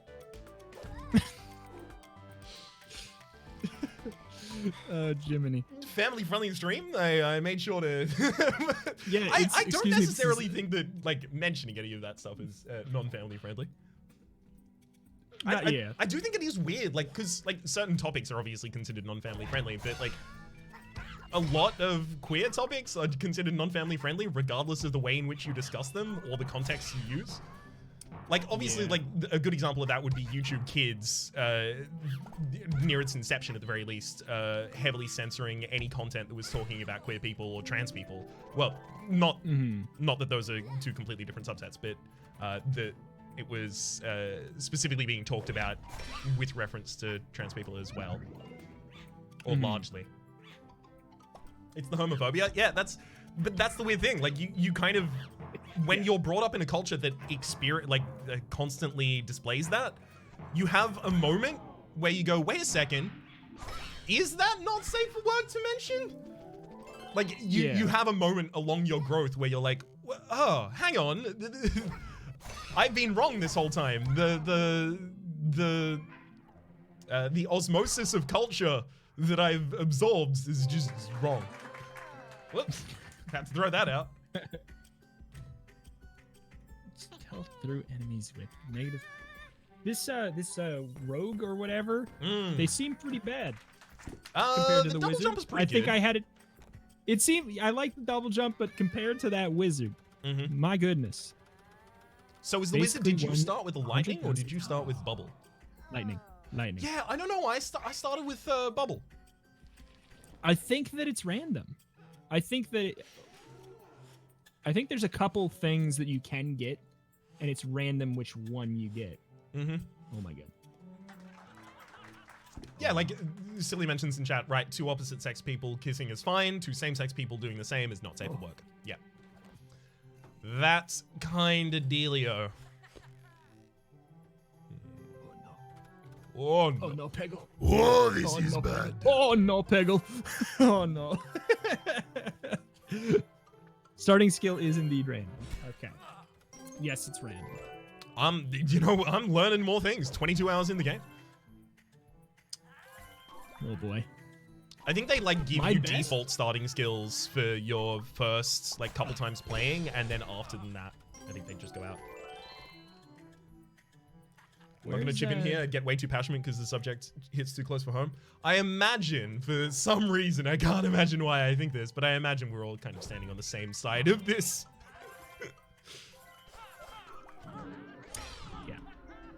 Ah! So what I don't get about this, the game, the run is over. Yeah. You get an item from the wheel. Yeah. Is it? Where You does start the with that item in the go? next run. Where does the item go, Rhapsody? You press E. Press E. Okay. You should have like your trinkets in there, and it should be in and amongst them. Should it not? I'm one of the 3 folks that made the game. Thanks for streaming it. Oh, well, that's why you were a genius and knew about the starting skill. You start your next run with the trinket. Sorry, Rhapsody, move aside. I got one of the devs here, so I ain't asking for I'm nothing. glad to hear that. Hell yeah. Good to see. I like your game a lot so far. It is very fun. Oh, whoa.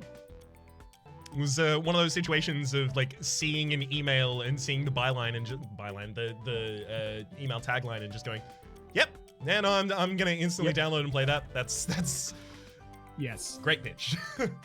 Big sold. Big sold. Oh boy. Ooh. So I got the warrior starting with reckless charge. I am so ready. Is that that's the one where you dash into the enemy Yes, it and is. with maybe like a reckless type style? Yeah, you do it kind of recklessly. If I had to describe it, I would say it's without wreck. Most things I do in video games are reckless. I think that's kind of like my style. Okay.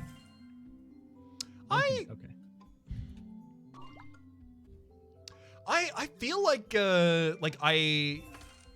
I stopped taking risks for a huge period of time in roguelikes, and it was almost exclusively like streaking in Gungeon's influence. Because in order to start my streak, I needed to just like hammer home best practices, because at the time like ammo drops were rare, shops could be locked, those kinds of things. So I would just like always use my worst weapon, boss weapon, that kind of thing, like open up in a very specific order. And I got so used to that I would just ignore all risks. I would never gun much unless I had 2 empty guns that were both bad. I would never I would never roll any die. I would never roll like any shrine or anything like that because this could be the one that kills me. Yeah. But like at your level now, I don't judgment think that still do. you need to worry about that, right? No, yeah, that's one thing that I've been really thankful about. Getting to that point in Gungeon where I can still use the gun that would be funny, like if I have a run where I get a bunch of really nice damage ups and I get the JK-47, I'm using the JK-47 over anything else because it would be funny. It would be funny. Yep.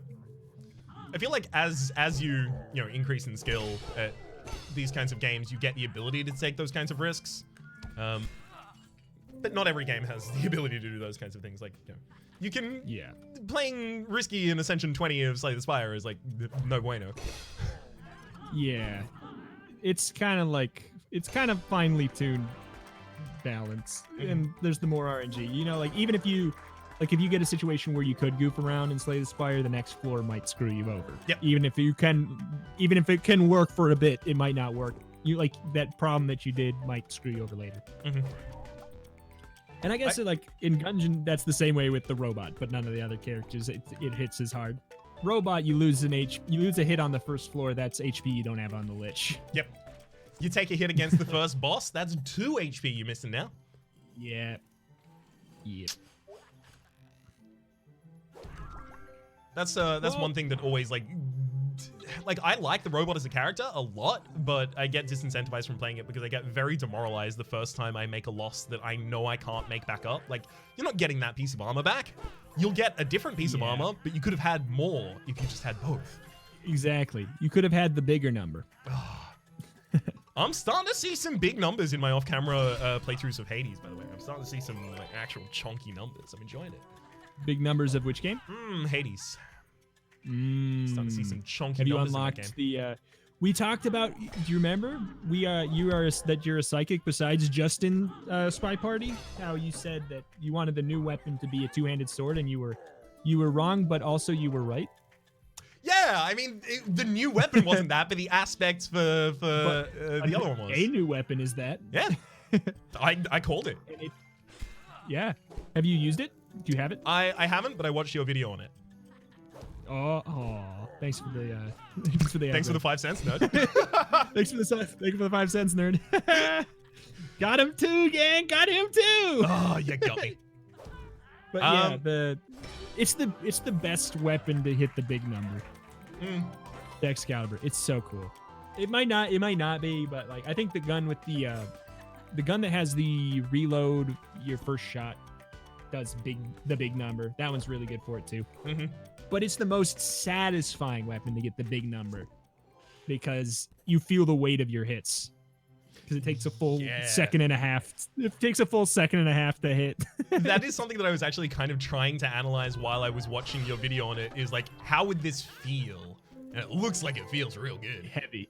It feels great and terrifying. Like, I think the sound effects are great. I think it just looks very cool too. It's just a very cool looking weapon.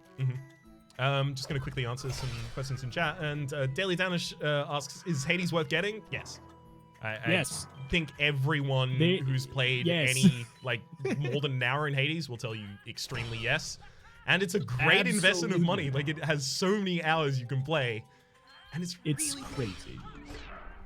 It's so good. So good. And then the second thing is Chaotic Doc. What's the new weapon? It's kind of like fists. Like, pouchers. Yeah. Called pouchers. Pouchers. So you can pouch your enemies.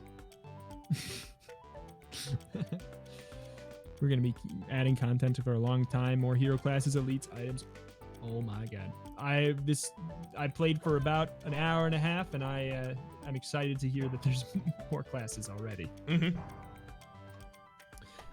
I mean, like, Friday it's going to be a party. Oh, yeah. The current 3 are kind of like the standard 3 RPG makes classes. Sense. That's where you start with. You start with those 3 characters. Where do you go next? Because I know that, SDS's solution was astronaut. That's botanist. What? I could see like a botanist flavored druid. I could see that for Slay the Spire. Like,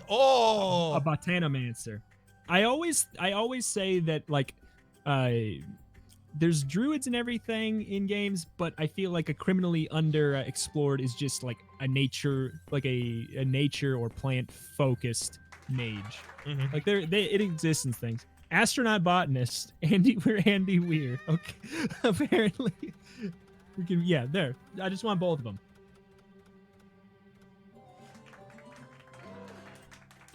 Oh man, finger guns are a two-handed weapon, kind of. Hell yeah. You got to make sure those hands are empty, so you've got the extra suggestion on your rolls. It's actually ludicrous that finger guns is not a weapon in Gungeon. It's Chloromancer. There we go. Chloromancer. There is a class called Chloromancer in Rift, the MMO that did not catch on, but I was the #1 cleric in the world for a week. Well done. Well done. I played that in beta for a short period of time, and that's all my experience. I'm surprised to hear you even played it all. Alchemist, yeah, kind of, but no. Alchemist is like a chloromancer that's just like doing it as a hobby. You know? They're like, it's like saying that Batman has superpowers. No, Batman has a hobby and a lot of free time. Exactly. Yes, it's like Druid, but more specialized. I feel like you could go all in on just the nature magic.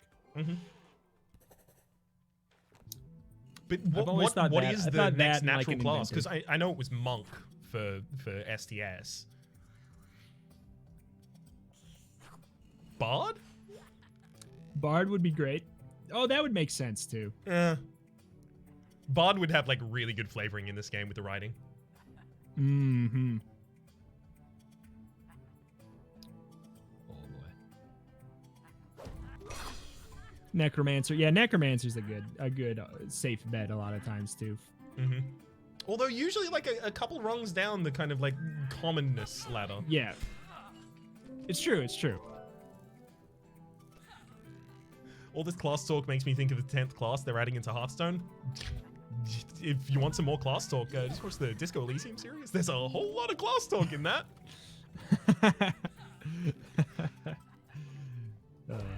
I'm still so pleased because like my biggest fear about the Disco Elysium series was the comment section.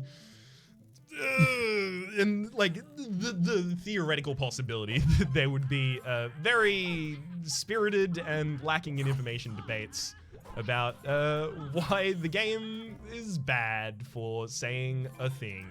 But no, all of them have been well-reasoned and very respectful. And, it's lovely. Well, I mean, I feel like you hit a point of diminishing returns with that too when you get further in the series where like, if it didn't happen then, it's probably not going to happen now unless it happens like a year from now and one very clueless person wanders into the comment section.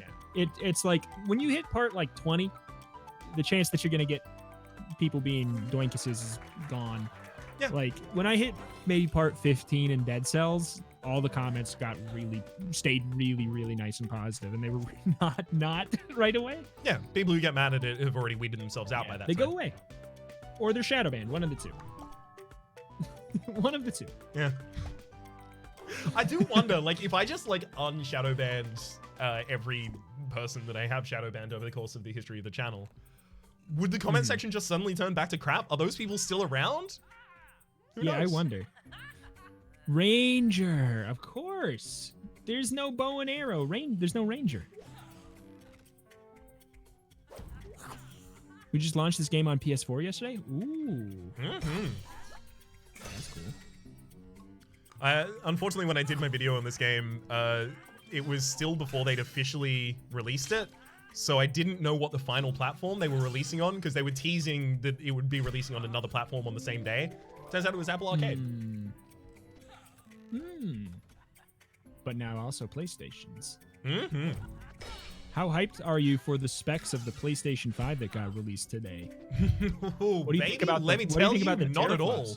The teraflops? Let me tell you about the teraflops. Baby, those teraflops are terrifying. I am in awe. I am living for those specs. That SSD, though? Ooh. It's the SSD of all time. It's the solidest state drive. It's the most solid drive. Mm-hmm. What's the I feel like Etheron, you're here and you probably know this, or maybe Rhapsody, you know. The what's the thing, the measurement for how solid an object is, how dense scale. it is? Mohs scale. It's the Mohs on that state drive. Whew. Damn. They keep releasing them with Mo and Mo. Yeah. You think that the scale could get the number would get Mo? I can't. There's a joke there. I tried to find it. You tried to find it. We both tried to find it. Let's concede. It's the joke beat It's us. 3 hours into the stream. It's 3 hours into the stream. There's no more jokes. This is when we just slowly taper off into the distance. Mm-hmm. Until we dis. Which actually happens in about 4 minutes time. Yeah. It's pretty much. Oh. The rogue has an arrow shot. Well, there you go. Apparently, there is a ranger. That does. I think that is like the other one that you do classically see, though, like in a character creation. There's like an assassin that's a little bit more dagger focused, and then they'll, you know, if they have to throw in a fourth one, it's this one's the ranged person who uses not magic. Mm-hmm. That's usually what it goes. It would be remiss of me not to say thank you very much, Silly, for the donation. That's absolutely incredible, especially considering it's off of the back of possibly one of the worst puns I've ever told. Thanks, Silly, for his donation. Instead of the stream ending, you should just run away.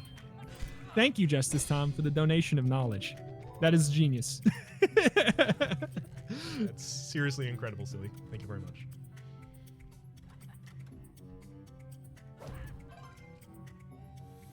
What? I'm only getting the emerald scarab, again, then immediately bouncing straight off to the platform.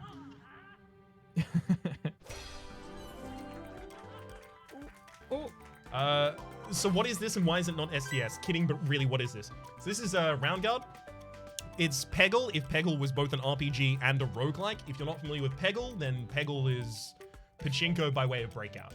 I always, like, even in the window shopping episode that I did on this, I tried to say it as I naturally just tried to say it as though I was just coming up with it the entire intro, despite the fact that, like, I pre-recorded it. Oh yeah. I'd rehearsed it, and then I was re-recording it until I got it correct. Yes, chat. That happens all the time. Especially the first episode of any new series or anything like that. You're watching the fourth or fifth take, probably. All the time on my channel too. Oh boy. Looks like my character is just getting ready for the next dungeon. We've got about 2 more minutes. I might be able to finish the next room. Silly single-handedly started a whole hype train. Ari Disco Elysium. I've enjoyed getting to know you and your politics a bit more. I thought about things that I hadn't questioned before, so thanks for sharing. I can't imagine it's easy, but I appreciate you putting your thoughts out there. It becomes easier with things that, like, I'm more resolute about, and, you know, things that are outside of myself. But a couple of the times that it, like, cuts really close to the character, I'm like, ugh. Like, you can hear in like 30 seconds of silence where I'm like, do I say that? Do I tell that? And that's probably the hardest part of the series for me, is just that. But it's also incredibly rewarding and very, very affirming afterwards. So it's like all of them have resulted in good experiences. It's just the only hard part of that series for me. The only part is just like, do I talk about my familiarity with certain subjects here?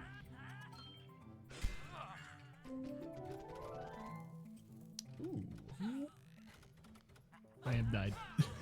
What's sorry to hear it. I will probably end this room quite soon. What would you say is probably the series of yours that's been most personal? Is it a couch couple series? Couch couple to an extent. I feel like I actually did a series on World of Warcraft that I think was the most personal, actually. which is weird. What was the format for it? I did that.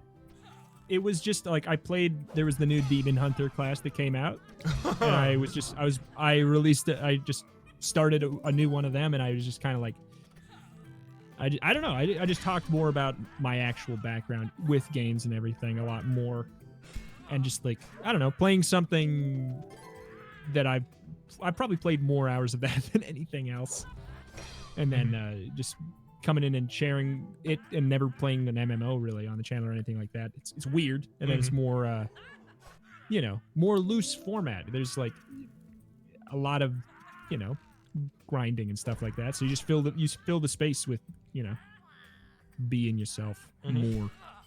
There's less to talk about, where like roguelikes, they throw a new thing at you every 2 seconds. Yep. I could spit new facts or new combinations or thoughts about Gungeon items in my sleep at this point. Yeah, same. Same piss, yes. Yeah. But like when something is just grindy, that's when you really have to talk. You just start talking about yourself. But other than that, yeah. I don't know. Probably that one, I guess.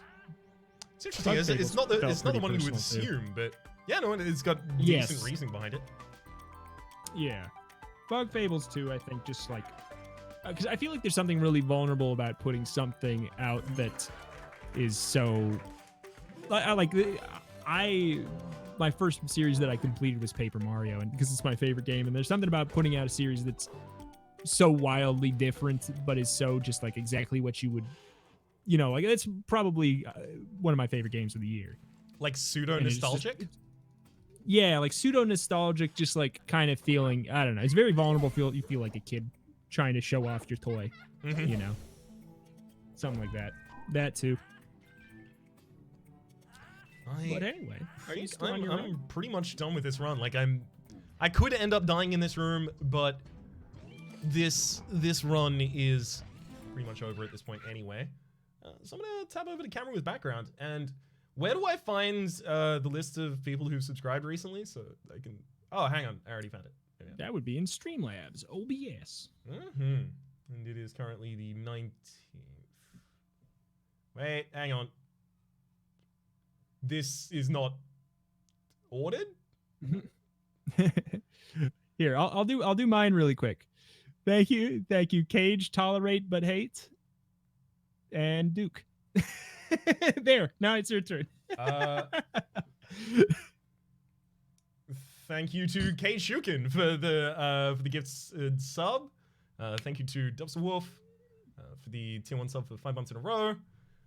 Thank you to Withered Creation for gifting a sub to Aurorasaurus. Thank you to someone named Sean for the tier Prime subscription. Thank you to Withered Creation for passing it forward to California Crow. Enjoy your emotes in the chat, and welcome to the Republic for each and every one of you. Thank you to the name is Jonas, Riddell22, Justice Tom, and Riddell22 gifting a sub to Gadgeteer Blue. Is there anyone you would recommend to raid at this point?